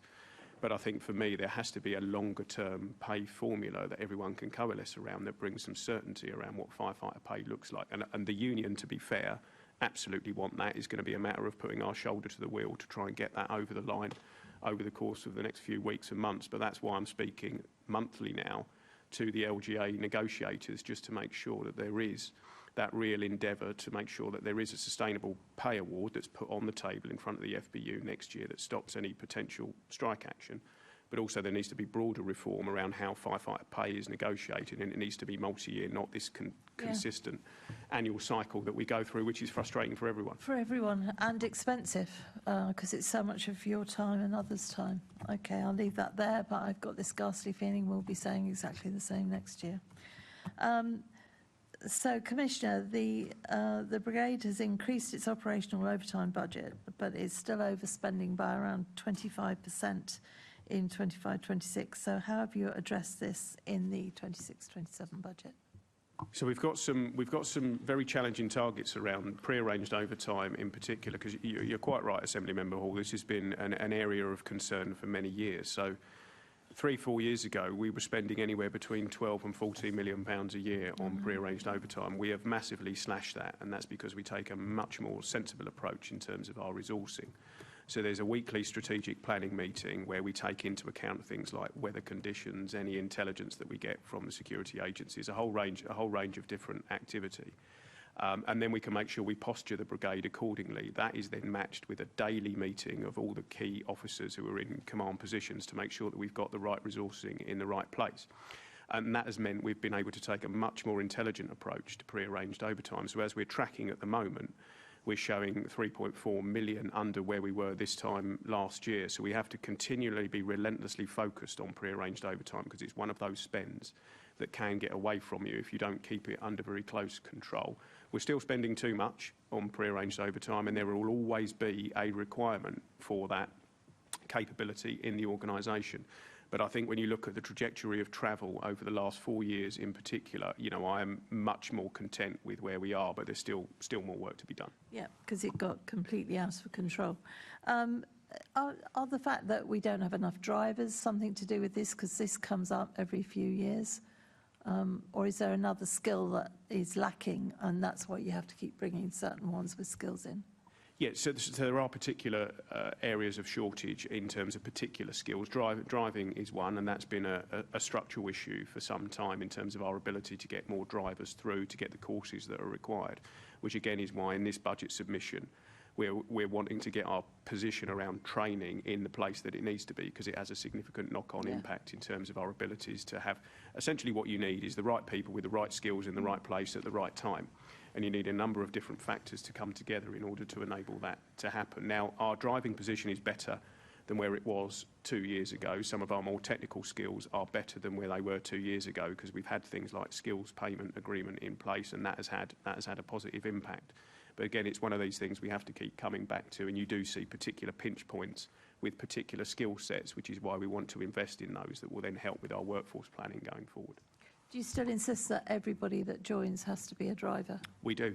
Well, so what we're looking at the moment is around the requirement for a driving licence, because one of the things that we've seen is that for Londoners in particular, the requirement to have a driving licence when you apply is prohibitive. So I think there is something we can do around not having that requirement, but then essentially having some sort of scheme that once you're in the London Fire Brigade, you then have a process where you can be accelerated through your driving requirements. So I think there's absolutely something we can do there.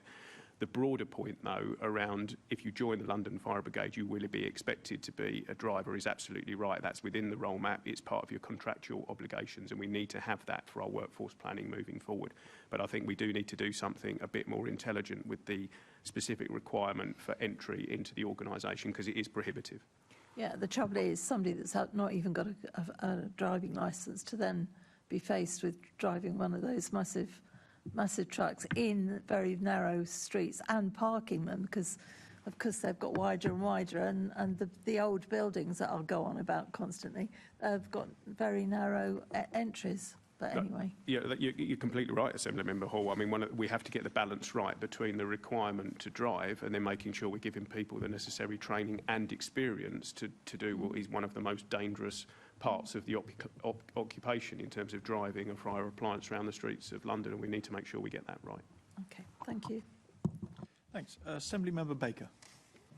Thank you. Can I just briefly follow up on the questions about overtime, just to say that one of the previous measures on reducing the overspend, or the difference between the actual spend and the budget, was decreasing the number of vacancies. So where is your vacancy gap? The sort of making sure you've got the right skills. I can see it's really, really important. It's really positive to hear the focus on that. Overall vacancies, what's the amount of the overtime that you think is down to that, if you can ask and answer, and what progress is in vacancies? So you're absolutely right. There's a number of factors that come into the pressure on our overtime budget. The average vacancy margin is one, i.e. the gap between full establishment and where we currently are. And one of the issues we've wrestled with over the last 4 years was we had a recruitment freeze as a result of the COVID pandemic, and then of course it takes a while before you can catch up on that. I think the latest figures, I think we're around the 140, 150 mark in terms of the gap between full establishment and what our actual average vacancy margin is. There are other factors that come in though, so things like sickness. So again, one of the COVID legacies, and we're not the only organisation to be impacted by this, but you've seen increased levels of sickness right across the board. We're not immune from that. Now our sickness levels, because we've put real effort into bringing it down over the course of the last 18 months, are now coming down in the right direction, but that is still a significant issue. The point I was saying before in the answer to Assemblymember Hall around particular skills and making sure we've got the right skills, that's another part of the factor that you have to bring in. Making the extrications of firefighters off the front line to go and do risk critical training is another factor. So there's no one silver bullet in terms of the overtime pressures that come on the organisation. It's a combination of a variety of things, which is why we have to have very, very close attention to our workforce planning in order to make sure that that overtime budget doesn't continue to escalate, but also to make sure that we've got the right firefighters in the right place at the right time. Sorry, Mr. Yeah. Thank you. Yes, just to add, so I was looking at the figures for our operational vacancy margin. So we at its peak post-COVID, we had about 307. This was in April 2022. The latest figures that I've seen are about 135. I think it's hard to reach zero in a workforce where they only need to give 1 week's notice, and you need to kind of train people up, etc. So it's been coming down. It's a reasonable level.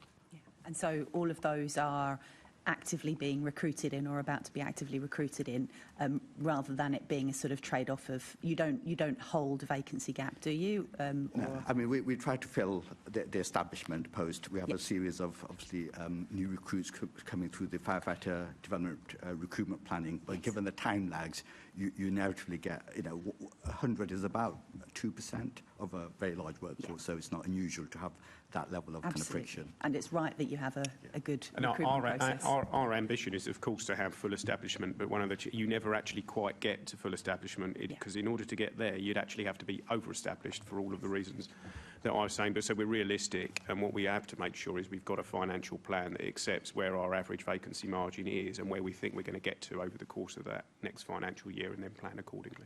Thanks, that's helpful, thank you. My other questions are around specific skills in terms of fire safety officers. So you've introduced a market rate supplement for fire safety officers, and has that been effective in improving retention of that role?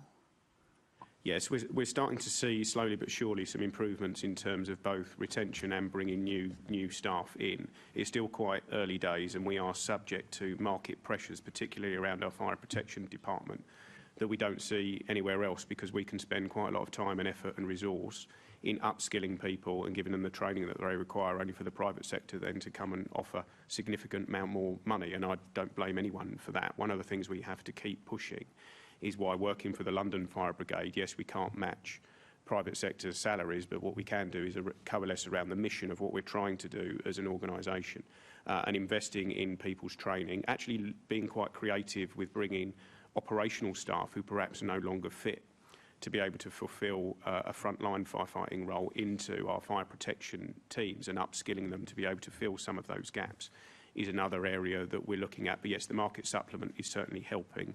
I think there are additional things that we can try and do around the employee value proposition, around why coming to work for the London Fire Brigade and why doing particular roles actually is really good for you in terms of your own career satisfaction and where it could take you further down the track. But this is an issue, particularly for us in London, But right across the sector is making sure we've got the right people with the right skills and are able to incentivise them to stay when they do have a number of offers on the table from the private sector for reasons which I completely understand.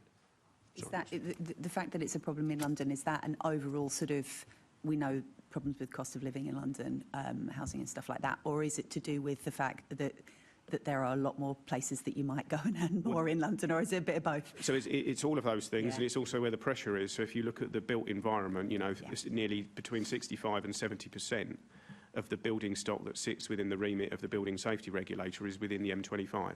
So we have a particular challenge that other fire and rescue services don't have in terms of the numbers of professionals that we need within our fire protection department. But sorry, Mustak. Thanks, thank you.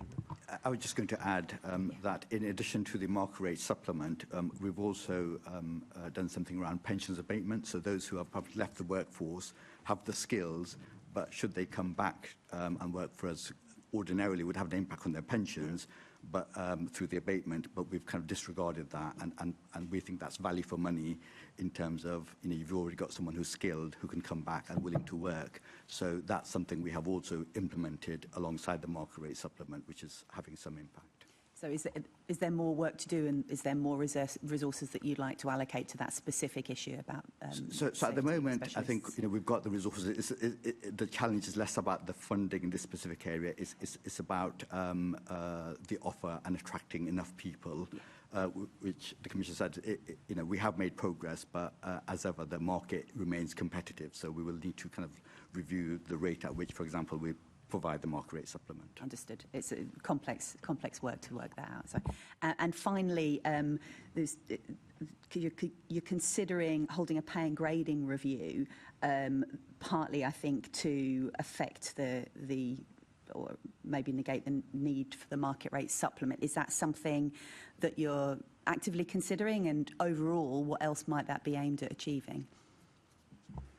Yes, so this was a review around the non-operational staffing, support staff, so a lot of the, for example, staff in my own departments, IT, finance, procurement, making sure that we remain competitive for the professional services which aren't operational. Yes. We've done kind of phase one of that, which is do a bit of benchmarking, which found that overall, you know, the offer within the LFB is broadly comparable to public sector comparators. We're clearly, you know, not trying to compete with the private sector, but we have wider benefits that we need to sell more in terms of our in attracting and retaining good people. But it has also highlighted some specific professions where there are challenges. So inspecting officers is one of those. That's why we implemented the market rate supplement. We'll continue to review other areas, for example, attracting good quality IT professionals in cybersecurity. Yeah. It's very competitive, so we're looking at what we can do in some of those other professional services where perhaps we've struggled in terms of attracting good quality people. Might that have a budgetary impact, or is that sort of, are you... Potentially. Yeah. So we've got, you know, our new HR director we're working closely with them to look at what we might do across those areas in the next phase of that piece of work. And so is the timing of that in terms of the budget timeline? Yeah, so it's unlikely to have an impact in next year's financial, just because of the, you know, making any changes in the areas will take time. So it's probably a future year impact on the budget. Back to you, Chair. Thank you. We now move on to a section looking at the response to the Grenfell Tower, starting with Assembly Member Polanski. Thank you, Chair. Morning. Commissioner, we've spoken a few times this morning about how, in reaction to the Grenfell inquiry, there was an upgrade of the modern firefighter training programme. We also know that's one of the big kind of gaps that's in the budget submissions. What are you looking to do to make sure the modern firefighter training programme is more financially sustainable, or is financially sustainable? Well, I think that goes to the core of what we're asking within this particular budget submission going forward. You know, one of the things we've done is make it very clear, as Mustak was saying before, over the course of the last 2 years to fund the modern firefighting programme that came from a particular fire safety grant that we were then able to allocate to that programme. We were always very clear that that was then going to need to come with sustainability going forward, both to address issues around the Grenfell Tower Phase 2 report, but also things like the Manchester Arena inquiry and indeed any learnings, potential learnings that could even come from the tragedy that we've seen in Hong Kong. and actually understanding how we need to pivot the organisation in order to deal with any particular issues that come. So that's the essence of why investment in our training provision, particularly around the modern firefighting strategy, is fundamental to how the organisation moves forward, and it now needs to be baked into our budget going forward, because that's just really the only way we're going to be able to match the risk that we currently face. And then just to ask for obvious, it's not really negotiable. This firefighting training programme needs to happen. Absolutely. So it will always come down to choices around, where we would have to think elsewhere. But fundamentally, my operational view as the London Fire Commissioner is that the only way our firefighters can keep themselves safe, and just as importantly, keep Londoners safe, is through agile, risk-critical training that genuinely reflects the nature of the operating environment that we're asking them to operate in. Thank you. Deputy Mayor, what conversations are you having with government to find funding for the modern firefighter training programme? Well, it's, as I alluded to my conversations before, the ones that Mayor has with ministers and Secretary of State and John and his predecessor regularly engage with both ministers at ministerial level and with the civil servants and the officials, formerly Home Office, now CLG. It's part of, certainly the central argument that I make in those conversations is the one I made earlier, that the training isn't a nice to have, a bit of polish on the top of a service. It actually goes to the heart of what we're asking them to do, and as John said, about asking them to do and stay safe while doing it. Obviously there are the recommendations from Grenfell Inquiry Phase 1, and they've all been implemented. Still, the 6 from Phase 2, only one of them directed those solely at the LFB. And then the HMI inspection as well. All this requires a response, plus by the brigade in terms of training and implementation. And with that, there are the changes in threat that we talked about before. Won't repeat myself. In terms of the built environment and so on. So training it's dynamic. It needs to constantly be topping it up. Marauding, we haven't touched marauding terrorist attack, I think, so far today. I mean, again, another expectation on the service. Those kind of threats change. There needs to be training. We cannot go back to a time when it was acceptable just to, people will just learn on the job in a live situation. They need to be exposed to the most lifelike possible training incidents. And I've been to a few, been to the ones on the tube and people underneath trains. The other week I was at one in they were practicing high-rise fires. And yeah, needs to be funded, needs to be long-term, needs to be sustainable. And you're speaking to the government with that same clarity in terms of this being non-negotiable. Yep. Brilliant. And Commissioner, just finally, I'm paraphrasing slightly, so please just correct me if I'm totally wrong on this. But speaking to a firefighter, they were saying at London City Airport there's equipment that has an experience of a fire that is much more the heat of a real fire. And it's actually better equipment than the London Fire Brigade have when they're training. I just wanted to check if that's true, and if that is true, what work's being done to work with people like London City Airport to use their equipment more often? Well, the private airport fire services do have excellent training facilities. There's no getting away from that. One of the reasons that we've launched the modern firefighting training strategy is to do exactly as you've described. So we're sending our fire crews down to the Fire Service College, which is unrivalled in terms of the ability to put firefighters into real-life training scenarios, and also the advantage of the Fire Service College is you can actually cover every possible training scenario. Whether it's a ship fire, whether it's a high-rise, whether it's a road traffic collision, a whole range of different things which no other organisation in the country is able to facilitate. So where we are keen is if there are particular areas of expertise that we can take advantage of, then we will absolutely do that. I think one of the really encouraging things that came from the Grenfell Tower Phase 2 recommendations was around the establishment of a College of Fire. And I think what that will do is provide a campus approach, because we do have excellent facilities across the country that I think London firefighters will be able to take advantage of. But the point you raise is absolutely critical. That's why we're sending firefighters down to the Fire Service College, so that they're exposed to that real-life training scenario. But if we can look at other options, Merseyside Fire and Rescue Service have got an excellent training facility, particularly for specialist areas like urban search and rescue. Manchester have got an excellent incident command training centre that, again, I think we'll be able to take advantage of. Northern Ireland actually has just invested £50 million in a brand new training facility. I think under the umbrella of the College of Fire, that will then allow London firefighters to take advantages of those training facilities that exist nationally. But it is absolutely critical that we are putting people into realistic training scenarios, and at the moment that's why we're sending them to the Fire Service College. I would hope over time we'll be able to send them to other areas of excellence that we'll be able to take advantage of. That makes a lot of sense. Thank you. Thanks, Chair. Thank you. Assembly Member Mahfouz.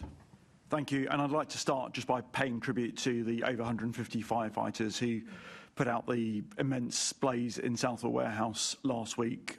Huge amount of work that they put in, and obviously an example of where you need to step into just risks that are all over London and people just simply don't appreciate until it happens. So you've talked about moving the training into business as usual, clearly the cultural changes that have happened through the modern firefighter, but making sure that the training programme, which you've talked about being absolutely essential, business as usual, day to day.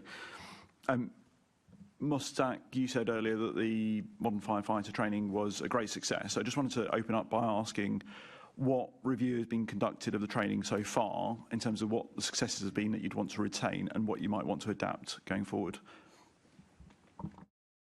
So I think the modern firefighting strategy, which I think it would be important actually if we shared with this committee for you able to see, has always been a journey and a direction of travel that we've wanted to move on. So the reason that we started off doing the fire behaviour training and the aggressive use of tactical ventilation down at the Fire Service College was always the first part, because this will probably come as a surprise to this committee, but London firefighters were not receiving that training when other fire and rescue services in the country had been receiving that over the course of the last 20 years.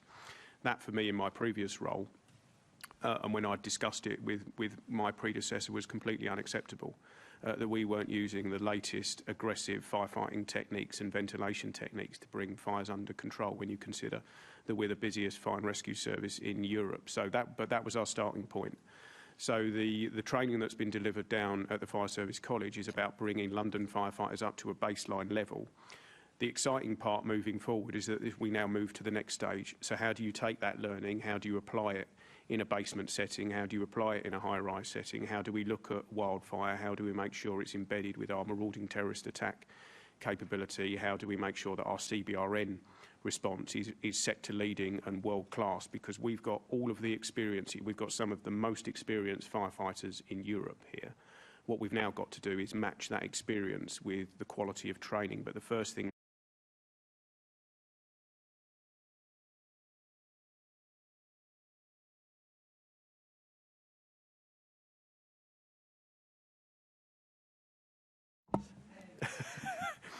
So, yeah, it was about bringing us up to a baseline level of competence, which we've now done, or that will due to complete by the 1st of April next year, the next iteration of the modern firefighting strategy, which is why what we're asking in this budget submission is to then get us into a position where London firefighters are seen as world class, because that's the very minimum, as far as I'm concerned, that we should expect for such a critical risk environment that we're asking them to operate in.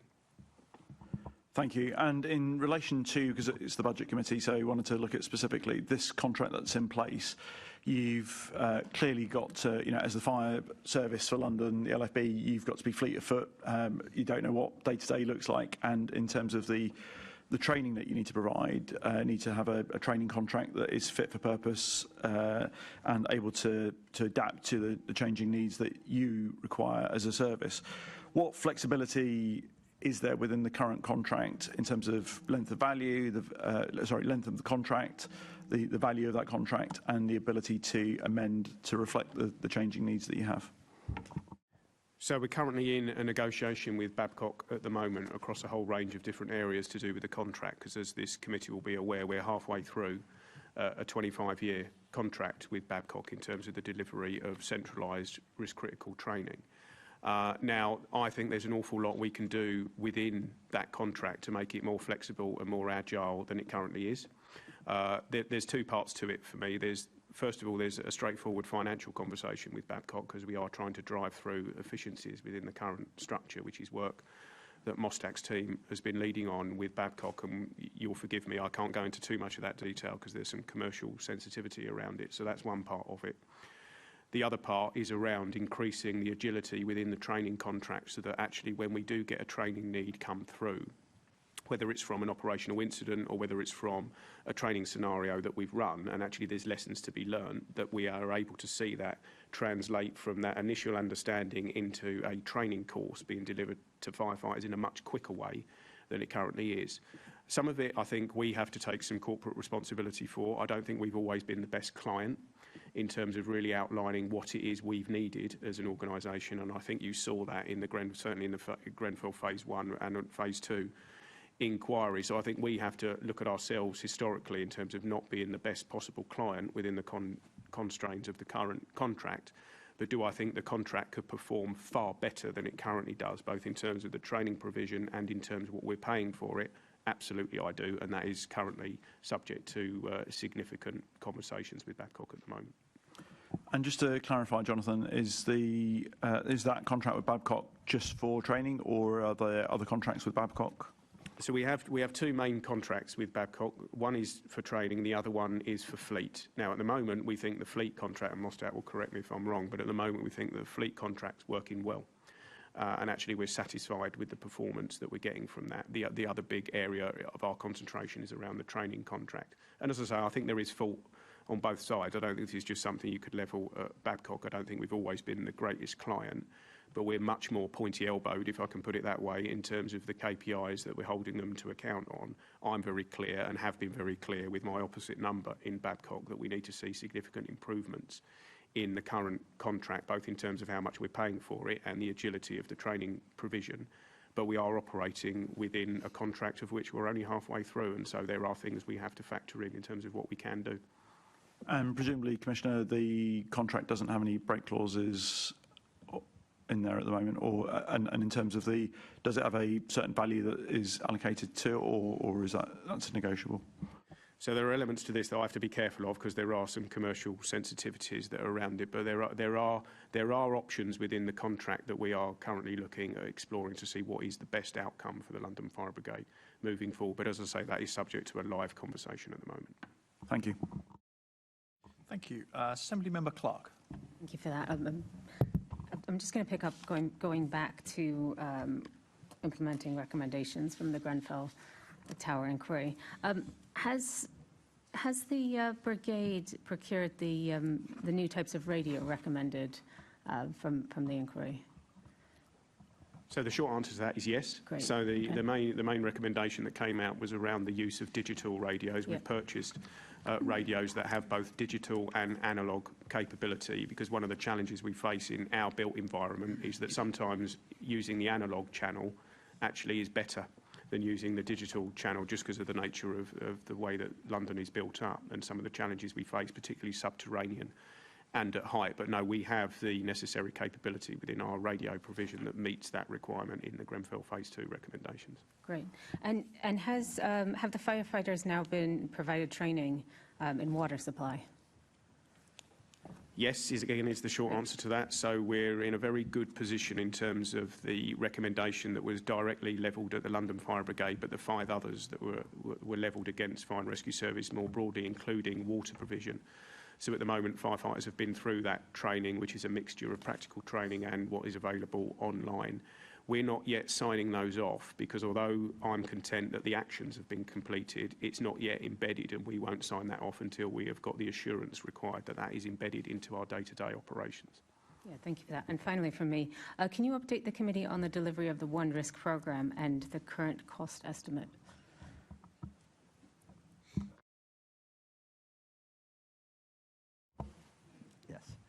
So we have gone out to procurement, and we have got some bids in from suppliers which we are being assessed. So I couldn't give you a definitive answer now on which of those bids we're going forward with and therefore the cost. But in our budget planning for next financial year, we have included as part of our programme budget.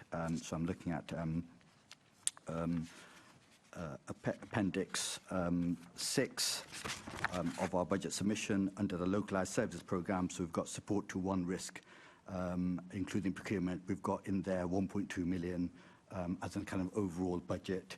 We've also had discussions with the government who provide the protection uplift funding to us, which is a specific ring-fence grant, about using some of that if we need it to support the One Risk implementation. But making good progress, and hopefully once we've kind of awarded that contract, we should then get on to implementation of that. Thank you. Thank you, Chair. Thanks. We now move on to our final section, which is looking at mainly capital spending. Assembly Member Harani. Thank you, Chair. I'm going to first turn to the capital financing cost, because I was quite alarmed just looking at the costs of the cost of financing in the budget and the trajectory, which is going up. So just looking at 25-26, where it's 17.5 million, and then the increase to 23.4 million. I mean, at this stage, it doesn't, that cost is not as much as what we see in 28-29, where it's set to balloon really from, well, to 38.8 million, considering where we were in 2020, which is about 8.6 million. That's quite dramatic. So what plans do you have to sort of bring that down? So the context for this relates to the early conversation about the lack of a capital grant. So I think LFB was fortunate for a number of years where the previous station closures and the previous mayor, etc., meant that we had a bank of capital receipts to fund our capital programme, and that has been exhausted. So we're now in a more kind of typical local authority situation where our capital investment programme is based on borrowing set against the prudential borrowing limits.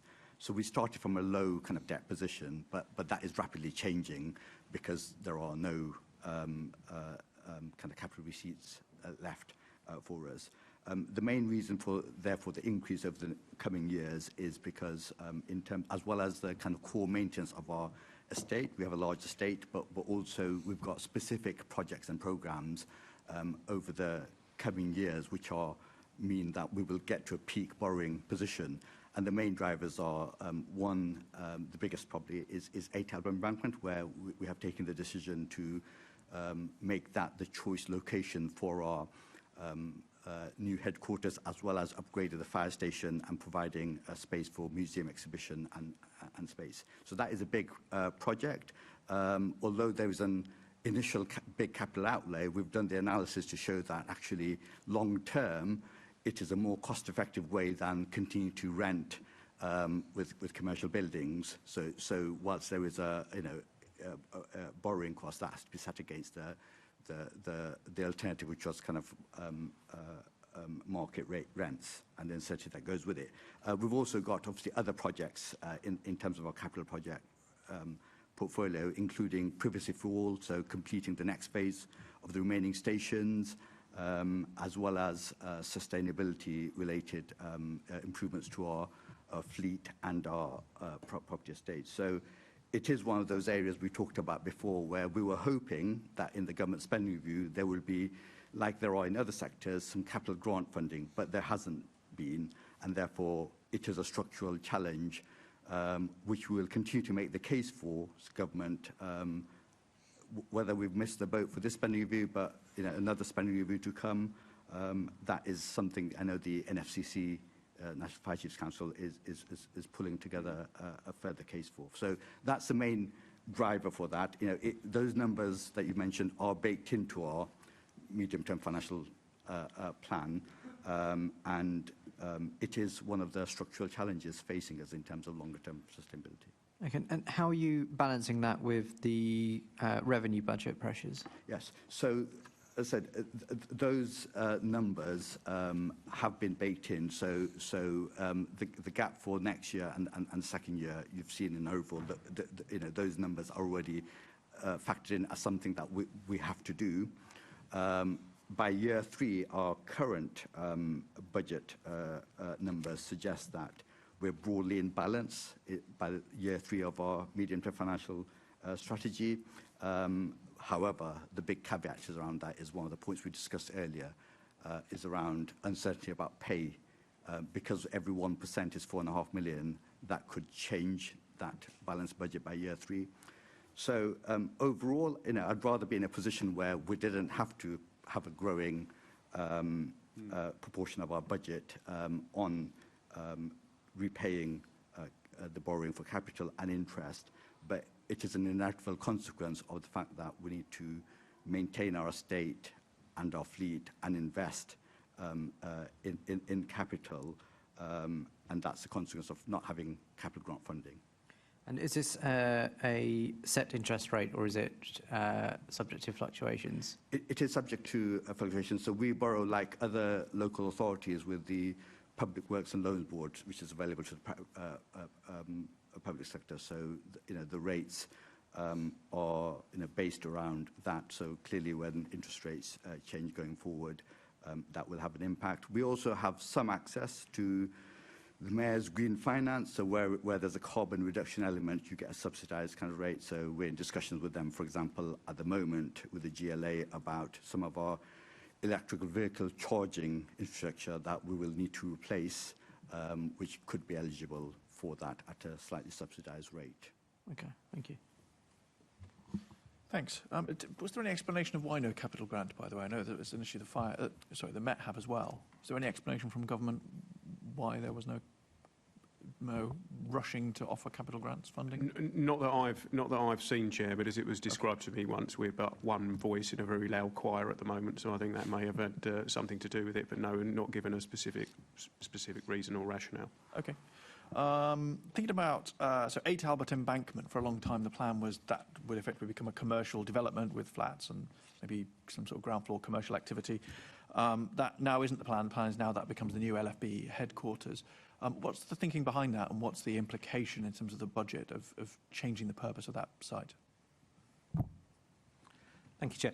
Actually, I think that's a good example of kind of the complexities that I was alluding to earlier, that sometimes things that look a clear way forward, actually, once the numbers are fully worked through, they don't necessarily give you the answer you thought. So, fully serviced building, all there, all built, go and rent that. Well, actually, that's not necessarily cheaper in the long term than investing in the building you own. I don't want to revisit, not least because it goes back to 2008, well before my time, and I couldn't even begin to unpick the decisions that were behind it. But to still have that building in the LFB's ownership, and it's stayed idle all that time, deteriorating.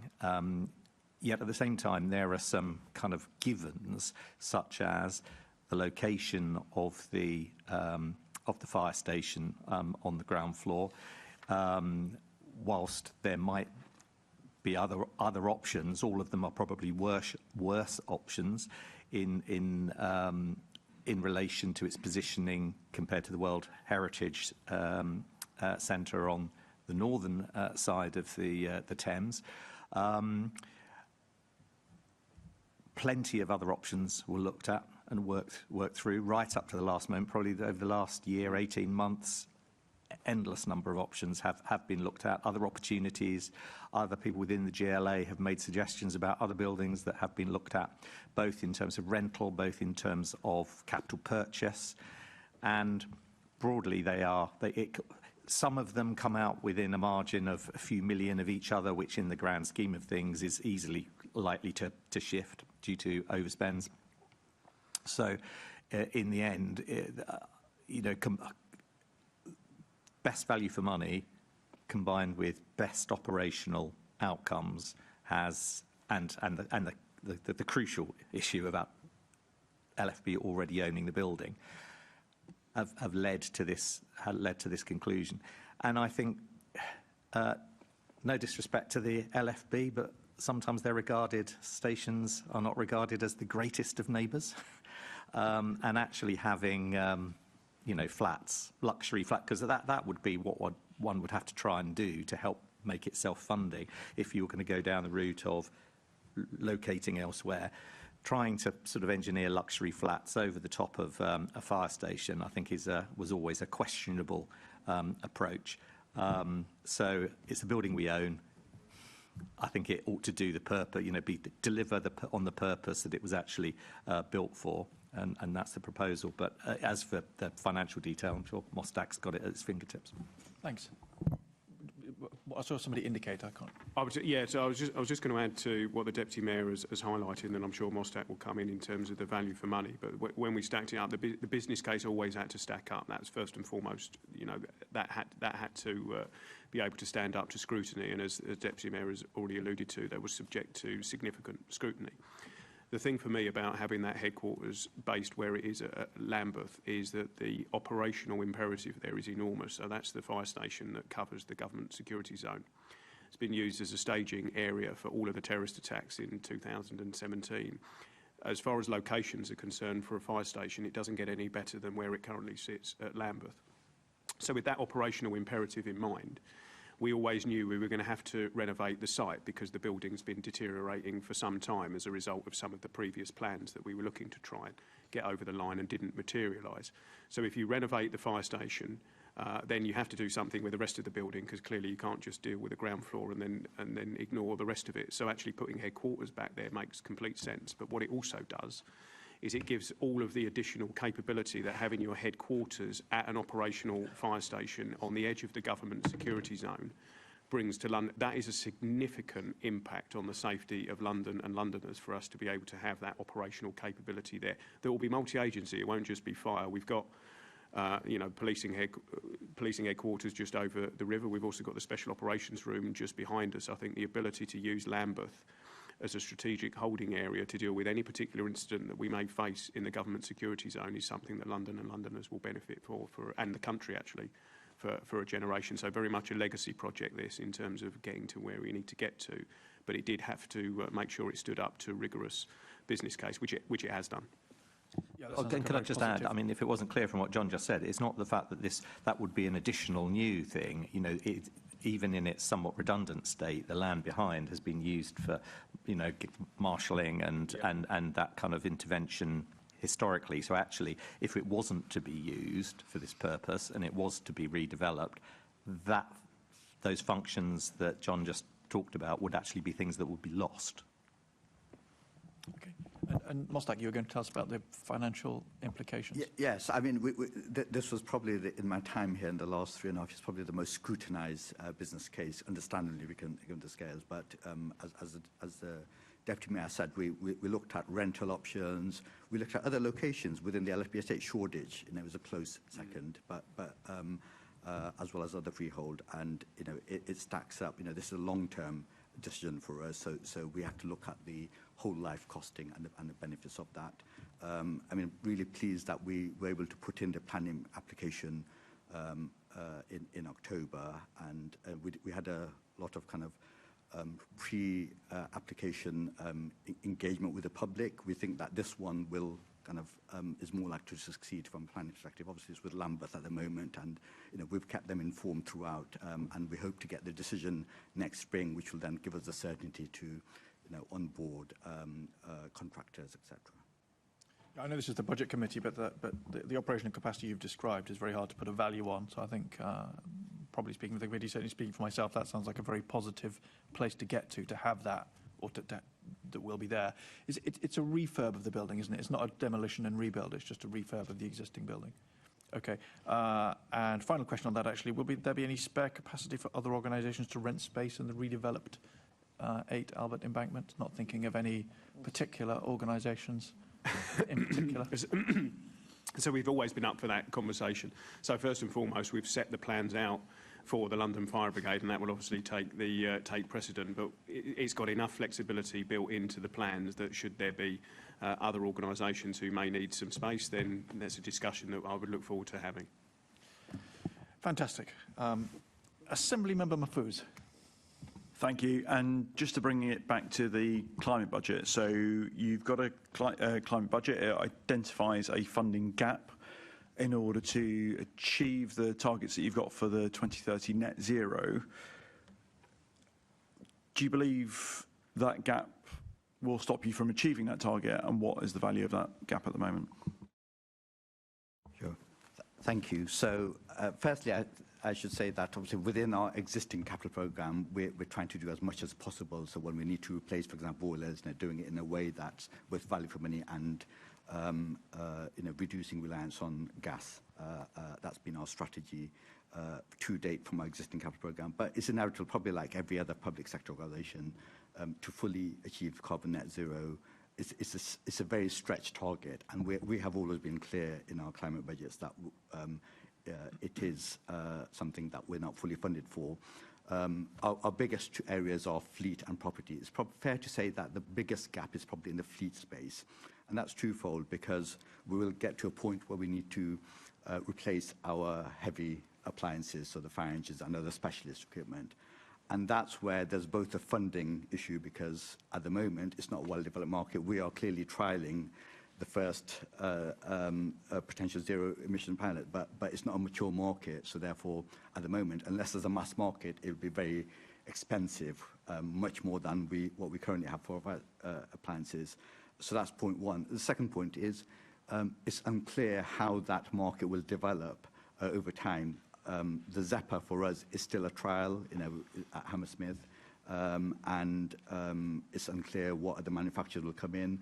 So going back to your point, therefore, the range of what that funding gap is varies hugely. In the past, we have said, we invested north of £200 million. I think it's probably potentially well north of that, but that does depend on lots of market uncertainties around how that technology develops there.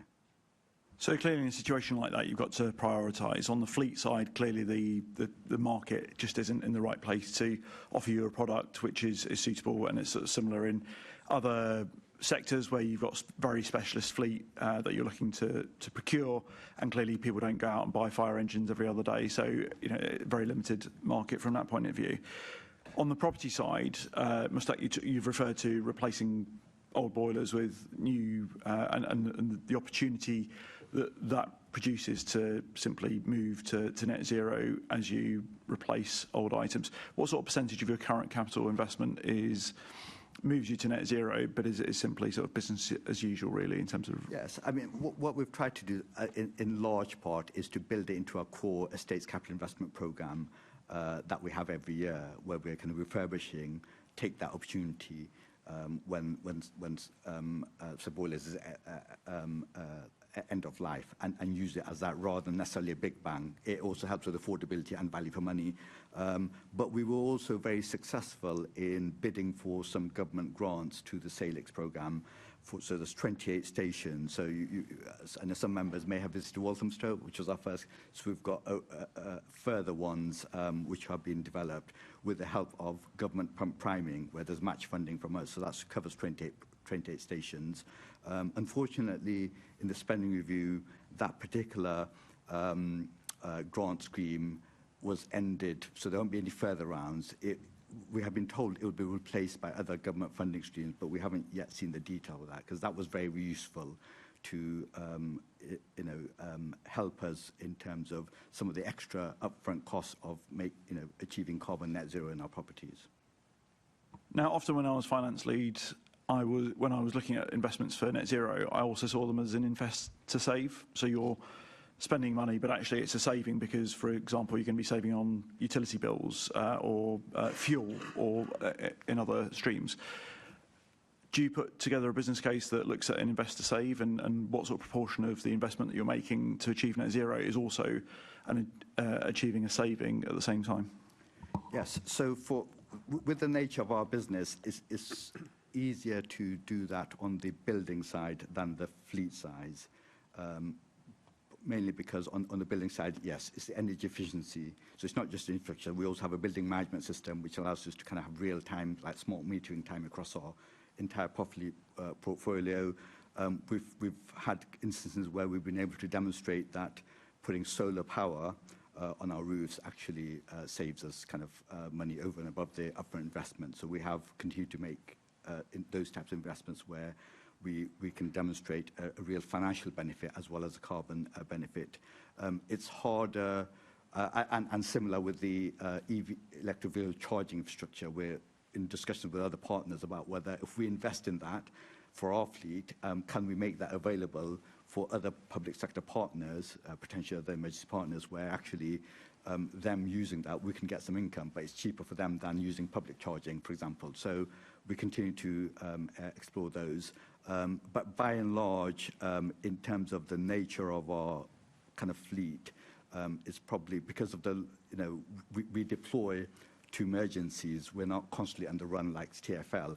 The financials sometimes is harder to demonstrate for some of our fleet than other organisations. And how would you measure the investor save as a proposal? Would you measure it in terms of a return on that investment over 10 years, a longer period, shorter period? It depends on the nature of the asset. So where we've got, for example, in a solar, we would look at that, how long that life is, and then life of the asset really, which is probably at least 5, probably potentially dependent technology, some close to 10. I mean, EV charging is an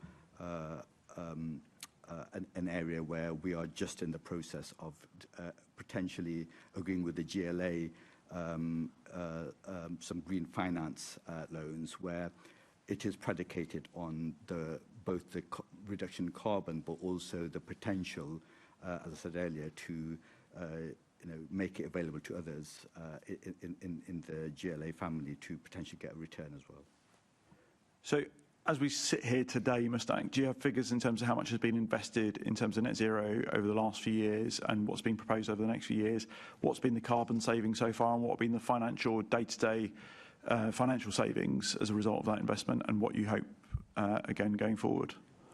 It's probably best if I could write to you on that, because clearly every year we've done it for that particular year in terms of our budget submission. I haven't kind of got something straight to hand that looks back and forward, but we can write to you about that. Yeah, if you could. Thank you. Assembly Member Wilson.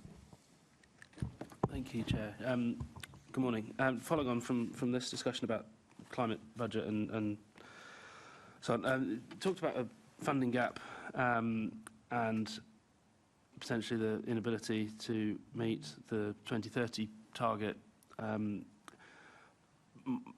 The question I have, and it's a question I asked at the previous one of these meetings, and I'll ask a similar question at the in the next 2 or 3 of these sessions as well, because I'm trying to understand across the piece, what is the cost consequence or impact of that 2030 target rather than the legally binding 2050 target? And what additional pressure that puts on your budget, Met's budget, TfL's budget, etc. Those meetings, because obviously that is a choice that the Mayor has made to go for this accelerated green pathway 2030. That's a political choice. We can now's not the time to argue the merits of that or not, but just trying to understand the cost implication. How much extra is it costing to hit that target rather than 2050 target, and if by having a more relaxed target you would have less pressure that you'd be able to deploy in other areas? Okay. I think our budget submission has made it clear in the climate budget section that although we know how we could get to hitting that target in 2030, at the moment we're not going to make that target, because it would mean we would have to borrow much more than we've already borrowed, and that would have an even bigger implication for our capital financing than the numbers we talked about earlier. So we are consciously at the moment prioritising, given we have a budget gap, as the Commissioner said, we're prioritising actually meeting our operational needs and managing the operational risks in London. Where we are using our existing budget, and there's a financial case, we are investing some of that to maintain our assets and doing it in a way carbon friendly, but we're not going out to try and hit that 2030 target at the moment, because, as I've said earlier, that would mean we'd need funding well north of £200 million, potentially close to £300 million, depending on the market for fleet. So it is currently an unfunded target for us. We have been clear about that, and it's not at the expense. So we're not investing that at the expense of all the other things that the Commissioner and the Deputy Mayor have talked about. We are making the case to government that should funding become available, this is what we can do, but we're not going out and borrowing to do that. Effectively already adopting a more pragmatic approach rather than going hell for leather for something that you acknowledge is not achievable, not affordable. Okay, thank you. Assembly Member Georgiou. I think I just want to expand on this point of the funded versus unfunded and whether it's value for money or actually serves any purpose, quite frankly. So we've heard Mr. Deputy Mayor from Mostac, he's outlined a very pragmatic approach, and I think the number is 269 million in order to meet the Mayor's 2030 targets for net zero. So therefore, if that money were to become available, do you think it's wise to put it into this green stuff, retrofitting buildings, whatever, for what's quite a small organisation, rather than just putting that capital expenditure into improving the buildings, which may include the greening elements, going into training, going into capital to things that actually will save the lives of Londoners, rather than worrying about some battery-operated truck or whatever? Well, I think as you've heard from this side of the table, that generally these decisions are made and things are prioritised as and when the existing kit, whether it's buildings or appliances, come to the end of their useful life. And, if a relatively, if an old boiler is coming to the end of its life, it will be absolutely the right thing to do to assess what's the greenest thing that can be done, not least because that's probably going to be the most cost-effective in the long-term running of it. We're in an interesting point, though, on appliances. As we've heard before, there isn't an all-electric appliance.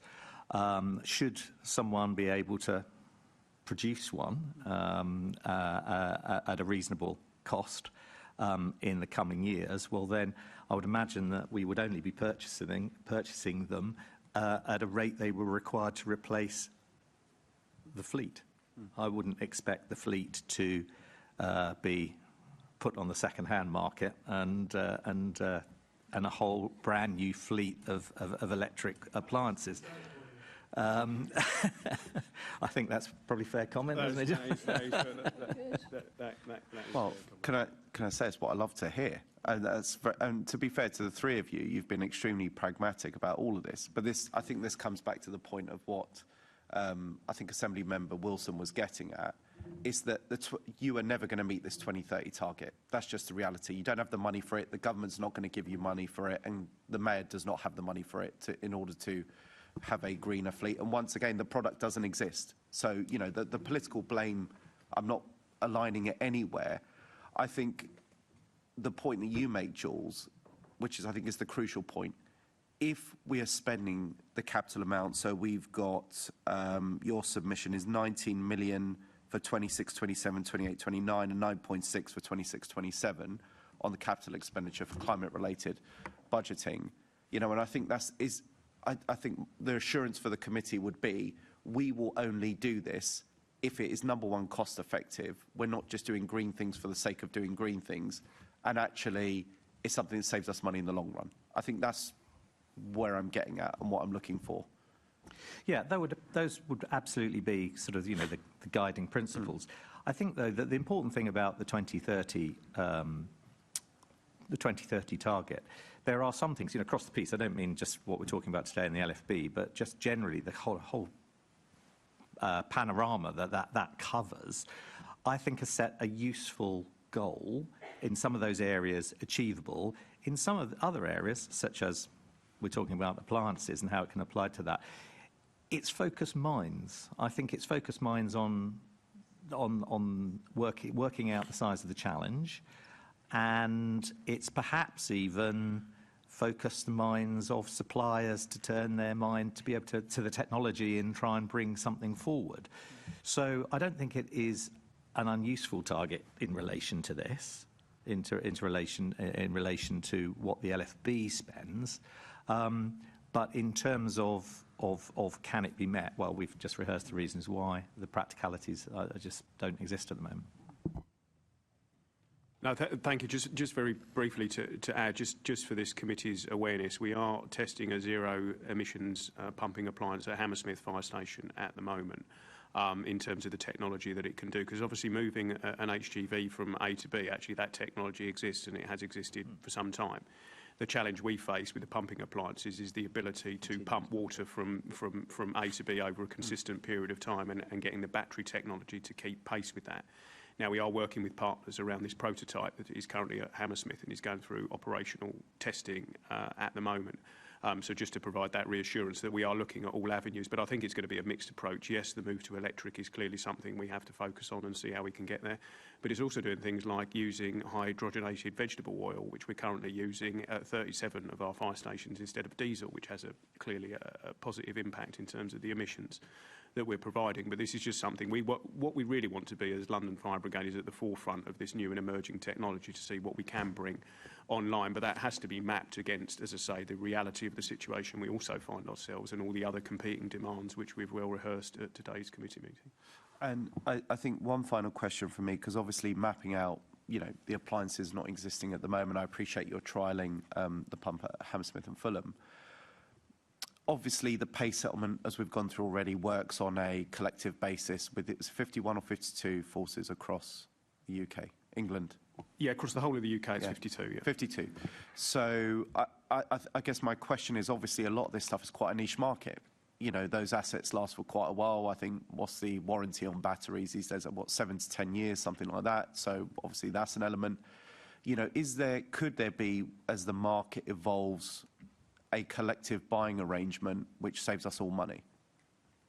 I would absolutely hope that's where we get to in terms of joint procurement across the whole of the UK Fire and Rescue Service, that if we have a vehicle in London that operates and is able to use this technology, we want to see that in Manchester and Glasgow and Edinburgh and elsewhere. So I would absolutely hope that that's where we get to, that there is national procurement, which as a sector, I think we've not been very good at that in the past, and I think our collective buying power is clearly going to be more significant than it would be if it's just London operating on their own or Greater Manchester. So one of the reasons I am keen for us to push ahead with the technologies, I do see an opportunity for the London Fire Brigade to lead in some of this space, and I think others would come on board, and then we'd have the collective procurement power that would come from the UK sector rather than just specifically London Fire Brigade. So I think that's a very fair point. Well, I think I just suggested it also allows the free market to do its business. It allows it to be competitive, because if they know there's 52 markets as opposed to just one in London, they can put R&D in, develop the product and drive down costs in the future. That's completely right, because I think at the moment what you see is a bit of a monopoly in some of this technology. So actually bringing more players on board, and potentially even smaller, medium-sized enterprises who are pushing ahead with some of this technology, we could then see, and that hopefully brings prices down and pushes forward with innovation. So I would absolutely hope to see that happen. Great. Thank you. Thank you, Mr. Chairman. Assembly Member Polanski. Yeah, just very briefly, Commissioner, I don't think it'll take long. If we don't reduce our emissions and we have more wildfires and floods, including flood risk assessments of fire stations, who are the people who are going to deal with the consequences of this? Well, yes, I think you make a very fair point there, Assembly Member Polanski. We're seeing the impact of a changing climate on the front line, whether it's wildfires in the summer or whether it's flooding in autumn or winter. So we want to play our part as one of the functional bodies within the GLA to bring our emissions down. But we also need to prepare for what we know is going to be an ongoing challenge, not just for us, but for other fire and rescue services and public sector organisations over the next 5, 10, 15 years. Thanks. You mentioned earlier about obviously the growing risk of lithium batteries, and obviously there's some irony in possibly filling fire stations with larger lithium batteries to power fire stations, to power fire engines rather. And I'm sure you'll recall a couple of years ago the large fire at the bus depot of electric buses in Potters Bar.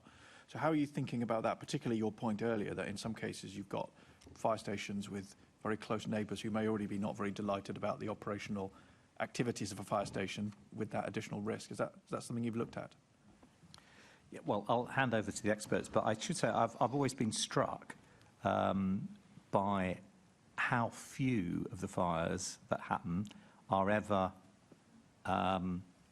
properly manufactured kit. So I think I'm right in saying that none of the bike fires, for example, so far, of the many bicycle fires that we've had and scooter fires in flats, none of them have been with, what's the phrase? Properly regulated. Yeah, but proper manufacturer, sold through a shop, they've all been sort of rather sort of cobbled together kits over the internet and so on. And so similarly with, there have been a lot of installations of, household size batteries for people with solar arrays on the roof. again, there doesn't seem to have been the same kind of, the impact that you would have thought there was. That's not to say that we're complacent, because we're still talking low numbers. So I think the jury is out on what the size of challenge this is going to present going forward. No, thank you for that, Deputy Mayor. So yes, the advice we've always given is around making sure that you're buying from reputable organisations that have got a track record and adhere to British safety standards. That's the start for 10. But the broader point around the evolution of this technology is a fair one, and we have to factor that into our planning. If you look at large-scale data centres, is another area, large-scale battery storage, particularly large-scale battery storage, which could be subterranean. There's a whole range of risk factors that sit around that, which means we have to get our protection activity right. We have to regulate the market properly, and then at the sharp end, we have to make sure our response arrangements are able to deal with the lithium-ion battery fires, which are more challenging. It takes significant amount of water to bring these fires under control, to bring the temperature down. We are looking at new extinguishing media around how we can deal with these fires when they happen. But I think the start for 10 is let's regulate the market properly. And I think if we do that and encourage people to use proper organisations who are making sure we're not using conversion kits or buying things online that have got no safety certification, then that gives us a fighting chance to reduce the risk. Sure, the example I gave there was the Potters Bar bus depot, and I personally inspected it, but I assume they weren't using dodgy Chinese chargers off, some dubious website. I assume they installed them properly. No, they did, but no technology is risk-free. The energy that's stored in these batteries is significant, and when they will fail spectacularly. So we need to do everything we can to make sure that we stop the likelihood of that happening in the first place. But then when they do, make sure we've got the response arrangements in place to be able to deal with it safely and effectively.